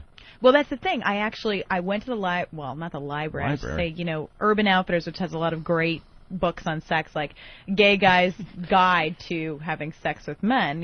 Who knows better than a gay guy? Oh, so now Studied you're getting up on this instruction. stuff. I was diligent. I mean, I read everything, and that's how you get to be an expert. And let me tell you, he said my performance was markedly improved. What a romantic guy. Did he put it that way? He's a good guy. He has like a shot. What was his He probably did. complaint? He's like, let's see. What was his A-. What was his complaint like at the beginning when you sucked? A little bit of teeth, I think. Oh, teeth? That is the ultimate no-no. It just wasn't up to par, and now it is. So the current teeth boyfriend is gets the ultimate no-no. Anthony can help you with that. I can? The teeth? Yeah, you got to make Charles Bronson face. Charles Bronson makes his mouth, you barely ever see his teeth. He tucks his lips and hides his teeth. You dig. I dig to get out. You got to, make Charles Bronson mouth. Yeah. I don't even know. A lot of spit. That's great. A lot of saliva. Spit. Yeah, things like that. Unless you're into the ass. Got to use the hand as an extension of your mouth. Would you like? Yeah, there I you demonstrate, but I'm not going to. Would you like to see Ben's hog? Yeah, no, thanks, though. Yeah. But we want to know what's going on, because it's either like a really big ball or he's packing something, and we've been trying to figure it out for years. Packing. Yeah, socks in your pants, you mean? I don't know, something's going on. Hey, if you know right away if you're going to have sex with the guy when you're out, do you know right away if you're not? Yeah. So you know right away. Yeah, you go except out. here's the thing. What is something? The most persuasive argument comes in glasses, and it usually has a high alcoholic content. So, I mean, if you're not impressing me with, let's say, your pedigree or, the amounts of arcane knowledge that you can spew out, tequila shots. Yeah, sense of humor actually does work. It does. But tequila shots will do it too. I'm telling you, in case of emergency, break tequila bottle open. Have you ever had a guy, right? The second you saw him, okay, I'm going to fuck this guy. But then just during the date, he just so he screws it up. Oh, what an asshole. I think they can say, yeah, I'm going to fuck you, but there's this minefield that you have to walk and not step on anything. You know what, though? The primary thing for guys is, like, total confidence. But you don't want to be cocky, I dated a guy once who he was quite bright, but he knew it, and he's like, Princeton this, Princeton that, and I'm like, great, I know you're smart. Stop using such big words. I know a lot of words. I don't know what you're talking about. Did you have sex with him? No. No? And I wanted to. And you were gone. See, that guy screwed it up. What I want to do in the middle of the dinner date, take a cell phone call from your mom. Hang on a second, like still living at home. Oh, really? Over. That's bad. That is bad. Hey, when you coming home, honey? Late. Wow. No, they redid the basement. Mommy, it's totally cool. Yeah, leave the door open. I'm going to be home late. I got to interrupt this great conversation because Jim Norton's checking in. Oh, Jimmy! Hi, guys. This is Jim Hi, Norton. Jimmy. Hi, Jim. James. Jim usually sits in that seat over there where Bill is sitting. Why are you MIA, Jim? He's I'm in California. I have a question, too, about, I think I had like a little faux pas on a date. I just caught kind of what you were saying. Yeah. But is it bad if you're on a date and a girl found my condoms and she's like, what are these for? And I said, oh, they're going to save your life tonight, believe me. Yeah, that... Somehow I'm not believing you actually said that. If you did, I have to... No, he said it. Oh, God. Jimmy's out in Hollywood filming a series for HBO. What series? It's called Lucky Louie. It's a sitcom. And I play a kind of a scumbag friend. A brand new sitcom. Scumbag. Obviously, that's a real departure from your true persona, huh? Oh. Yeah, I'm actually a really good guy in person. I didn't realize you guys were talking about sex, but I don't really want to interrupt the sex call. I apologize. Stop. No. So how did you apologize after she slapped you, huh? She didn't slap me. She just kind of freaked out a little bit, and I tried to I kind of looked at her and I went, ha ha ha, You're like, it's not a really bad STD. It's just sort of, uncomfortable at times. Yeah, no. I honestly thought I had chlamydia recently. You remember I told you my whiz was burning for like a week? I'm not even kidding.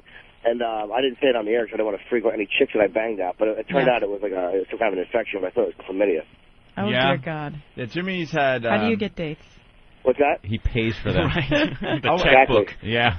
With You're his like, bank account. don't worry about these scabs. That will go away. You asked him how he gets dates?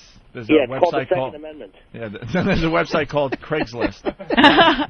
You know, actually, my roommates are from Craigslist. They're pretty hot, let me tell you. I don't know, it might not be a bad place to go. You found your roommates on Craigslist? Yeah. They're really, really cute. One was a former runner-up for Miss California. The other looks like Paris Hilton. They're both blonde. I'm telling you. Come over to my place.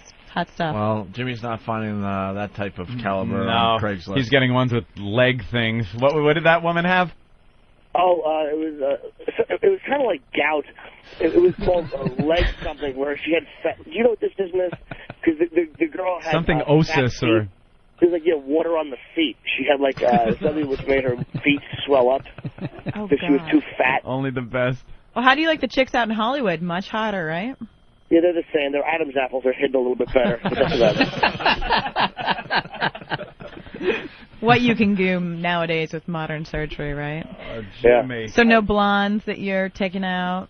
Because No, really you no, can't no, go to no. Hollywood and date a brunette. It's just wrong. No, I don't do particularly well here. What are you talking about? I'm sorry. I don't want to screw up with you. No, it's okay. Her name's You didn't screw Julia, and anything she does a sex column for Co-Ed magazine. That's Oh, right. really? Yeah, it's like some magazine. She It's goes like out on some dates great- and talks about dating. Oh, that must be fascinating. How long has the column been going? Well, I started at Georgetown University Right. 3 years ago. Right, Really? you're saying this like you know, but you don't. No. And then I just started at Co-Ed. Now that was a fake laugh. That's good. I'm going to come after you. Then I started at Co-Ed a year ago, and I've been writing for them ever since. coedmagazine.com. Check it out. Or you can check out my website, Julia Bogger. You have a website? I do. What is Julia Bogger, BAUGHER.com. Jesus. I never would have guessed that. That's a No. brutal name to try to remember. I would have been Or you can B-O-G-E-R. BAUGHER. Wow, you photographed real well. Oh, thanks. What Wow. is that supposed to mean? See, now right there. You're Right dead. in the Right in the middle You're of the date, dead. it's over. If you're going to bang him, you said that in the middle of the date. Okay, now you say It's something over. nice like, I was oh. just saying you photographed real well. No, you went, Opie, you went, wow, you photograph real well. Right. Wow, you look so That was different in what it- person. Wait, Oh, you usually say that though. If like I don't know what's going on. Shut up, Jimmy. No, you usually say that like if somebody is kind of piggish in person but really attractive in the picture, you'll usually say that they photograph well. We can't even play that Photogenic. game. She Is is that the only she's picture you definitely have on beautiful. there? Yeah, Are you- so far. You got to put Very more pictures up. attractive. Oh, wow, the Jimmy's website asking a is- question, ma'am. Jimmy, I'm sorry. I apologize, focused. miss. I wasn't trying to be disrespectful. Are you very attractive? You guys, I don't know. You don't have to ask them, are you? She's a very I think you attractive are. girl. She's like a 6.5.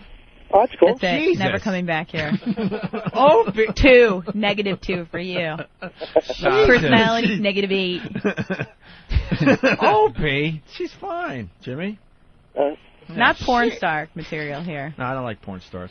Oh, yeah, no one does, really. That's why no one watches them. I don't Oh, like you'll porn watch them, stars. but- Porn stars are disgusting. I've seen They one really porn. We've had I a think lot it's of very porn boring. stars in here, and I'm not a big fan of the porn star. No. Really, why is that?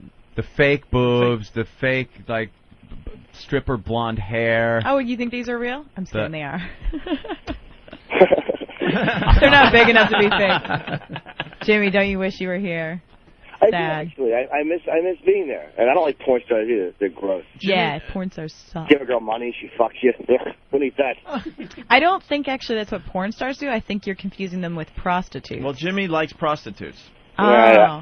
Let me tell It's you, his hobby. if I were an investment banker in this city and I was very busy and I just needed a GFE, girlfriend experience, I'd go for the escorts, you know? Yeah. Makes That's sense. what Jimmy does. I'm not sure I'd have sex with them. It's a little bit dangerous, you know, but... What, Why? just hang out and Do you have like I abbreviations make like that them. in your columns? Like when people read it after a sometimes. while, like You know, GFE? Yeah, I mean, I advocated for a long time something called dating with a lowercase d, which means you're not just hooking up with a guy, but you're actually, going out with him, getting him to spend money on you, that kind of thing. Uh-oh. Take you to Tiffany's before you... Why do you call it with a lowercase c? I'm sorry. That's horseshit. Because you're not married. Like a lot of people in college, they're either hooking up or they feel like they're in this exclusive relationship. I'm not, the biggest advocate of exclusive relationships in college. I don't think it's necessarily a great idea. So that's You know. why there's a lowercase D, Jimmy. Lowercase d. Well, the thing Oh, is, isn't it like you're not kind of committed? you're not committed. Yeah, people are really obsessed with commitment in college. It's too young to be obsessed. Jimmy dates with a capital AIDS. That's right. Or after I blast her with something, I apologize with lowercase a. Yeah. I apologize with what exactly? Jimmy's a little different than you and I. Oh yeah, how so? Short? I want to ask him. Might want to ask him what he's into. Jimmy, what are you into? I'm actually not into anything. Trannies? Really, no. I mean, no. Well, a little bit. No, not at all. I'm not actually not into anything particularly crazy. No. No. Liar. Logs. It's always the one that looks. Oh God, dear God. Yeah. Did you hear him? It's the ones that look the most innocent, I think, that are really the worst. He doesn't Put it really this look way. innocent. He No. there are times when he has women over that he has to put down a tarp on his bathroom floor. Is what he is into sometimes. Somehow I don't believe that. I've actually never met anyone who's been into that, but maybe I just stay really clean. You just did. Set you up. We got your column for January. You're Believe there. it. Yeah. Logs. Yeah, no. My mother edits my column, so I don't really think. Yeah. Your mother edits your column. Yeah. She was a former speechwriter for Nixon, and she edits my columns. Yeah. How did she go from Nixon to a column about sucking cock? That's just wrong. Thank God she doesn't have XM. Me and Kissinger were in the Oval Office. He pulled his pants down. He had a lovely clipped Jewish cock. Yeah, not sure that ever I happened. want to put peanut butter on my balls so checkers can lick it off. Yeah, this is of course before Monica. Right. Yeah, no, she's a great editor. Yeah, my father's a little more conservative. Does she know Ben Stein? She does. Because yeah. he was the speechwriter also. Yeah, he him. was Yeah. one of. One yeah. of. There were quite a few for old Tricky Dick. He was probably the best looking one. Aren't you a little concerned about revealing personal information in your column when your mom's reading it? Yes, but you know what? I'm concerned for about 2 minutes, and then I get over it. She have been shocked by something she read in there? Called you up and said, "What the fuck?" She's a little confused about booty call. She was like, "What is a booty call?" Really? That's pretty tame, though. That was pretty tame. Yeah. How'd you explain it? I believe in openness, and I told her. I told her before. Shut up, Jimmy. How did I explain booty call? You mean? Yeah. Well, because it's awkward. Like if you got to us talking is one thing, but when you got to talk to your mom, that must have been crazy. It's definitely opened up our relationship. That's for sure. Yeah, I said, Mom, it's sometimes late at night. Women and men, mostly men, but sometimes women. They just have needs, and she said, I understand that. Yeah. I mean, she and my father, I'm sure, are having a good time. I don't want to think about it too much, but they're cute, very in love still. So she's like pretty open. She's like, yeah, when I was in my mid-20s, I was crazy. I'm like, oh, don't get too much into that. Yeah. That's enough, thanks. Right. So any women on women? That's how I go from one segment to another. Any girl on girl? Girl on girl. With you, any dates like with the girl on girl? Nothing no, like that? I did have I had a girlfriend in college. Ooh. A girl space friend in college. See, I never call my friends boyfriends. Yeah, I never go, I'm going out with my boyfriends tonight. It comes You're off right. No, guys don't do that, but girls do. They say they're they girlfriends. do. They say that all the time. One of her favorite things to do, she had quite large breasts, although that's sort of ancillary to this. She loved to Who's kiss ancillary? girl. Is she No. Her name. your mother's sister? No. This girl. Oh, ancillary. I get you. I thought it was her an name was Abby, or still is, I guess, and she loved to kiss girls to get guys' attention. Not like It worked in front of but only in front of other guys. It wasn't like she would kiss you, when she's at home. And she wasn't gay. It was the attention thing. It was sort of hot, So she used to kiss all of our girlfriends. What was that noise that stopped finally? I don't know. That was Jimmy going away. Yeah, Jimmy had to get back to the set. We're going to go to the phones in a second, though. Oh, damn it. You want to take some phone calls from our listeners? Yeah, definitely. Absolutely. All right, let's see. Wow. Let's Did go. you guys run out of dating questions? Yeah, a lot I'm of trying to people get some have good dating ones questions. here. We got Steve from Yellowstone. Steve from Yellowstone, you're on. With Julia. Julia. Hi, Steve. She writes a column for Co-Ed Magazine, Steve. Hi, Julia. How are you? Good. I've just been running into a problem where I've been seeing this girl, and she's saying that I'm too neat and I speak too well and that I'm too cozy and I'm not too sure what to do. She thinks I might be gay, although I'm not gay. I just have certain mannerisms that are very, very homoerotic. I understand. I understand your problem. You're from New York, I'm guessing. I'm from Yellowstone. Okay, well. Ramon! Pay attention. Well, yes, I have no idea what that meant. But Ramon, bring me a woman who sucks cock and shuts up. Wow. Who is this definitely guy? homoerotic. Let me tell you this, though. You know, we women... get listeners. We want serious questions only. And fuck this girl with a stick. Ew. What is going on in Yellowstone? I don't know. Maybe he's a little bored or something. I don't know. Listen, lay off the booze in the morning, man. Exactly. Coffee with booze does not make. Shut this whore up. That's enough. We gotta get rid of Guy is Ramon really for you. frightening. Sounds like he had too angry. much. Sorry, Julia. Sounds like he had too much honey in his tea. Exactly. Do you come across many angry guys? Yeah. Like this? You know what is that? I wrote an article about ugly men dating attractive women, which happens all the time in this unfortunate society we live in. And a guy wrote me this angry email. He's like, "Listen, that's true, but you know, I think that you shouldn't harsh on guys with game." He said, "Guys only need game; they don't need attractiveness, and you're not even that hot." Harsh on guys? Yeah, harsh. Yeah, apparently Game. that's like an 80s Harsh word or on. something that he's reviving. All right. All right, let's go to the So phone. yeah, there are angry guys out there. Angry guys. This guy's one of them. Let's say hi to Andrew in Brooklyn. Andrew. Hey, O&A, Bill, Ho, how you doing? Sorry, did you call me a hoe? No, I have a question. I'm dating a girl right now, right? Okay. And she doesn't quite understand that it's my house, my rules. You can either have a doggy style or on your back. Liar, whore! Is that? Do you guys usually? Ramon! Jesus. Are there any serious callers? This happens so often. Wait, I've seen when something. we, Please make her cry. Where? It's just weird. Did you guys have Polo an email? from New York. That's says, weird. Please, Tuesday. make- Something about Tuesday. Like, I don't know. Well, here's a Weird good around. question from Vern. Crazy. Vern? Yeah. Go ahead, Vern. I had a question for her. How come when you see a girl and you get to know her and then you get shoved off into what we call the friendship or the big brother zone? Oh, very good Thank you for question. acting. What am I saying? Axing. Is it Vern? Vern? Was that Vern? Yeah, it's Vern. That's a great question. You know what? I think it's because of your confidence or lack thereof. If you act like you are a sex god, she will not shove you off into the friend zone. It does not matter what you look like. Check out this book called The Game by Neil Strauss.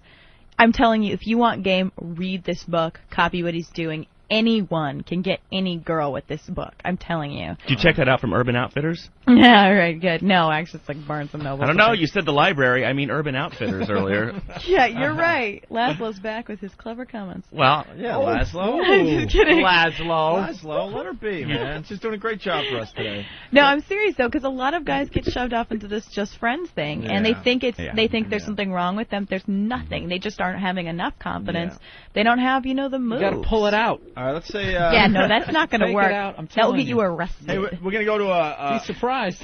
Yeah, they'll be surprised. All right. We're going to go to a college town. That's never worked for anybody else. College town. You just hit that awkward moment. Fuck it, I'm taking it out. When have you ever done that?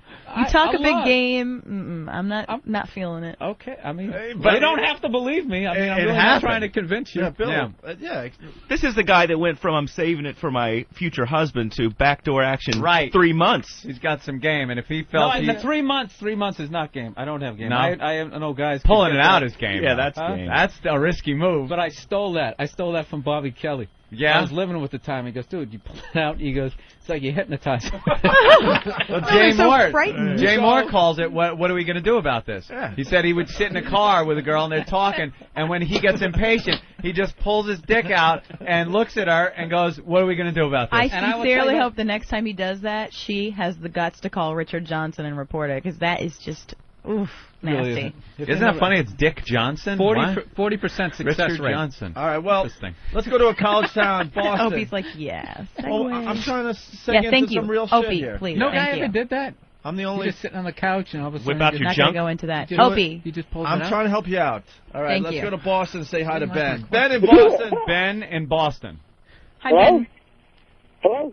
Ben. You're on the air. Ben. You're on with Julia. I've been seeing this girl, and she keeps like laughing and stuff because my hockey's so big. Yeah, that's hilarious. You call me Tom Brady. Tom Brady. I swear to God, your collars are all in crack. Ramon, this bit is tired, but he doesn't care. Ramon. Or they're the same Is color this Steve? over and over This and is over. Steve from Yellowstone again. What? Steve. You guys have the What worst happened? Yeah, screener in the history of the Our world. screener stinks. Who's the intern? I'm going to come after you. It's Hold Danny, on. and he's terrible at Dead. screening calls. Danny, you suck. Get your ass in here. You can't tell Steve from Yellowstone. This guy sucks. I knew the second I heard it was Ben from Boston, I knew it was going to be Steve from Yellowstone. How did you know? All right, Ben. Because I heard his Ben. voice. Ben? I heard his voice. Sucks. Thank you, Ben. Let's get All someone right. real. Now, come on, guys. Yeah, let's go to Sean. We got a great opportunity to learn a little something Sean? here. Yeah. Hey. What's going on? Hi, Sean. Hey, you got to have this girl on every week. I don't know about There you that. go. Thanks, Sean. Because you found the perfect hole ever on radio. Wow. What is with the whole thing? The whole. It's like... She's an intelligent woman. Thank you. She's an expert, and her mom edits her column. Right. Calm down. Maybe we should edit this show. Maybe we should have our moms here, Opie. Yeah, what would to your edit mom this say if they show. were here? Exactly. What would they say? She'd say, "Thank you for the checks you send me." Do your moms listen to the show? Do any of your moms listen to this show? No. Are they frightened? Are you like, I'm not buying you a radio? My mom turns it off while she's driving, she says. My mom turned off the show when we were doing the fart game recently. Yeah. Really? She's like, Well, that's very she should. inappropriate, Opie. Yeah. I trained you better than that. Did she say that? She like, I'm humiliated?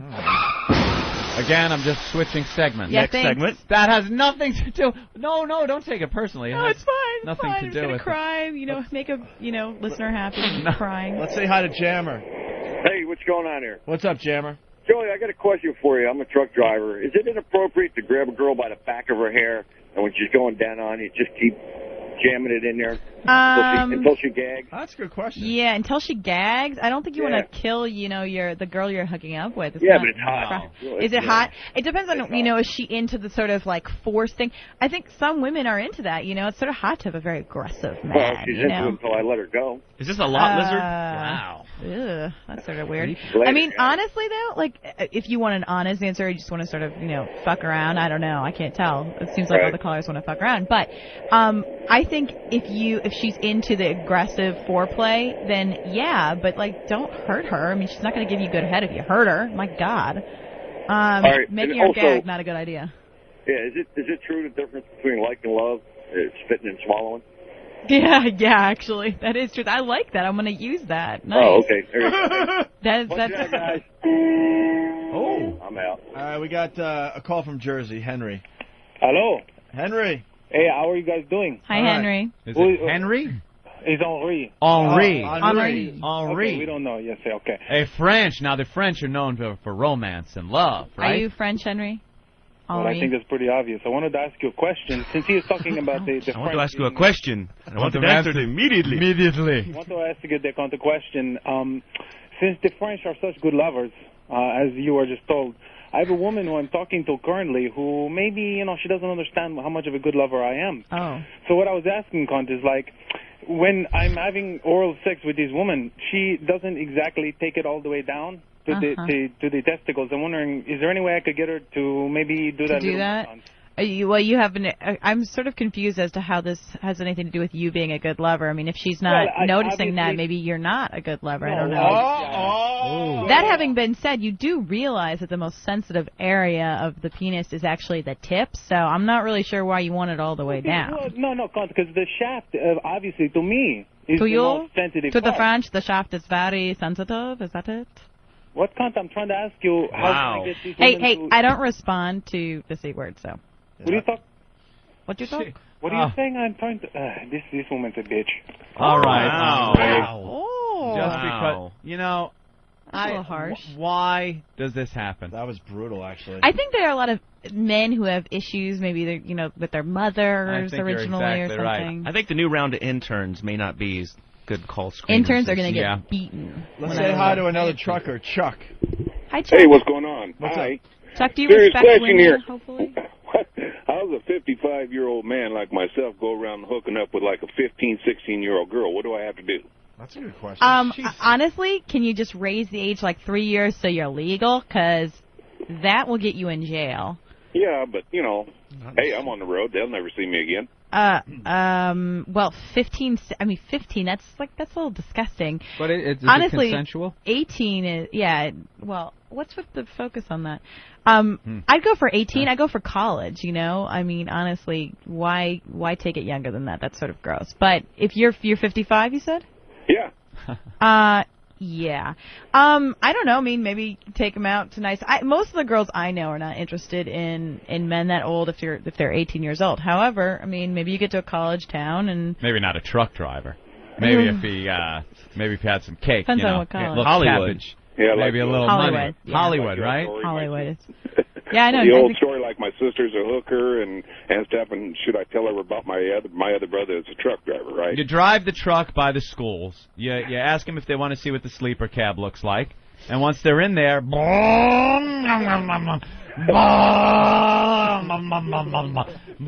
and it's over, Johnny. Yeah. All the ones in here and haul heroin. That's my advice. I throw it out there. Let's see what sticks. Hey, why don't we get a call from a lady? That could help us out here Yeah, today, right? wow. The men have let us down today. Amy! Hey. What you want to do? I just have a question. Like, I like giving my husband head, but like every night when I do it, I want to swallow, but like his mind over matter just won't let me. Yeah, I hear you. Like, how can I get over that? Because I know he really wants it. You know what I think is a very effective tool? Having Hold a your Kleenex. nose. No, I'm so serious. First of all, if you're doing it with the room dark, have a Kleenex nearby. Spit and then say you swallowed. Very effective. Or Really? if you're doing it in the shower, he will never know if you just sort of let it dribble out. I'm telling you, that's the way to go. Lying. So this is your relationship advice. Lying. About this small thing, you know what? It is very effective. And have you guys ever tried to swallow it? I don't think so. So It's just next like time? knowing it's going to go down my throat disgusts me. But Yeah. it's like right now, like when I think about it, it's like it turns me on. Yeah. But You don't swallow the goo when then? it actually happens, like I just can't do it. I have to finish it off, and Julie, Yeah. You don't go that far with that? I can't do it. Well, I think who was that who said it's difference between like and love? I mean, when it's with your husband, it's one thing, you know. I really I think... know what he's eating, so I know what's going in there, but Oh dear God. Hopefully lots of You know, I think if you just asparagus. think if you focus on how hot it is and how much you're so into it, and then just pretend like you're swallowing pills. I don't know. I mean, that's very effective. Swallowing pills. Yeah, More why not? Percocets, please. Some water. That's hot. Dear God. You know what I like to do? If the girl does spit it in the tissue, I like picking up the tissue and eating it. Yeah, It really gets the girl I really like going. Oh yeah. I like the angry pirate. And what's the angry pirate? That's where you shoot a load in her eye and you kick her in the shin so she hops around. You guys have With serious one- issues. You with need one a eye lot of shut, you're therapy. like, "Arr, arr." well, thank you. Thanks, Amy. All right, Yeah. Amy. Happy swallowing. You know something, though? I think this is an exchange of knowledge right here. As we get an education from you about the girls' side of the whole dating thing, you're getting a crash course in what guys are like when they're alone in a room with other guys chit-chatting. Yeah, Unfortunately, when they're sitting I don't across really from think you at guys a table are like that. in a restaurant, no, they're the You same don't remember guys. that writer on Friends who sued because she was hanging out and all the writers were going, Yeah. hey, what if Monica got raped and Baja just kicking around ideas and That's she sued. seriously though. That's like really fucked up. But the guys that you sit you across literally from do it. at a table, at dinner, that are being all nice, they're the same guys that are on that phone right now calling with horrific things. Dear God. Isn't that awful? It does make you worried. You know, I think I'm a pretty open-minded person, but there are certain Mm-hmm. things you just don't joke about. You know, molestation, rape. I don't think that's like. Those are the things you joke about, but then what are the bad ones? Who's that? That's terrific. That's one of the interns. Oh, the engineers in the studio. Oh my God. Isn't that horrible? Yeah, that's pretty bad. Yeah. No, I'm serious though. I mean, like there are lots of things that you can talk about with sex and that kind of thing, but that kind of stuff is just wrong. You don't have to know? go to when I go out on date, it's an Amber Alert. An Things Amber like Alert, that. yeah, you that's know. That's not disgusting. funny. Yeah. It's really bad. sick. Yeah, It really. it's sick. I'm actually being quite serious. Who is that? I think it's Super Agent Bob Eatman laughing at Although I everything. do like this this Nintendo, old school Nintendo music. I have the old school Nintendo at home. Yeah, actually, it's a huge conversation piece. Guys love it when they come over. They're like, this sweet. Lets us know we have mere minutes left in the program. I know you guys are all crying. You're like, please. No, this was a great segment. I think you did a great job. Yeah, you look excited, Opie. What? You're like, Opie. This is why we... What happened? Gene Simmons, no show. Brad from the Islanders, where was he? Laszlo, who gives a shit? Laszlo looks like someone. Who does he look like? Laszlo? He's famous. No, seriously. He does all the voices. I usually get Kid Rock. Yes, that's I usually get Kid Rock. It. Yeah, like Kid homeless Rock. people will stop and say, you know, can I have some money? And I'm like, no. And they go, I bought your last album. Like, you're fucking You're homeless. like, how's Pam in bed? No, seriously, tell me. Time to go to the next segment. Yes. Laszlo, don't look so excited. Huh? No, I've learned from listening to this show that means it's time for the next segment. I got it. So it's Julia from Coed Magazine. Yep. Check out coedmagazine.com or my website, juliabogger.com. Oh, that woman. Got a mouth like an outboard motor. All the time. Put, put, put, put, put, put, put, put,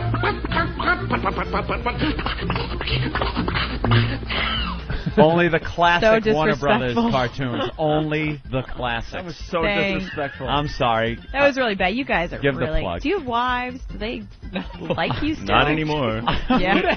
We have women that love us. You nailed me from the beginning. You were like, this guy's a dick. Fucking He's Bill. an asshole. Fucking Bill just goes, no. Who the hell would be with us? Sad. We're just old, bitter men here. Yeah. That's all it is. That's it. I'm out of here.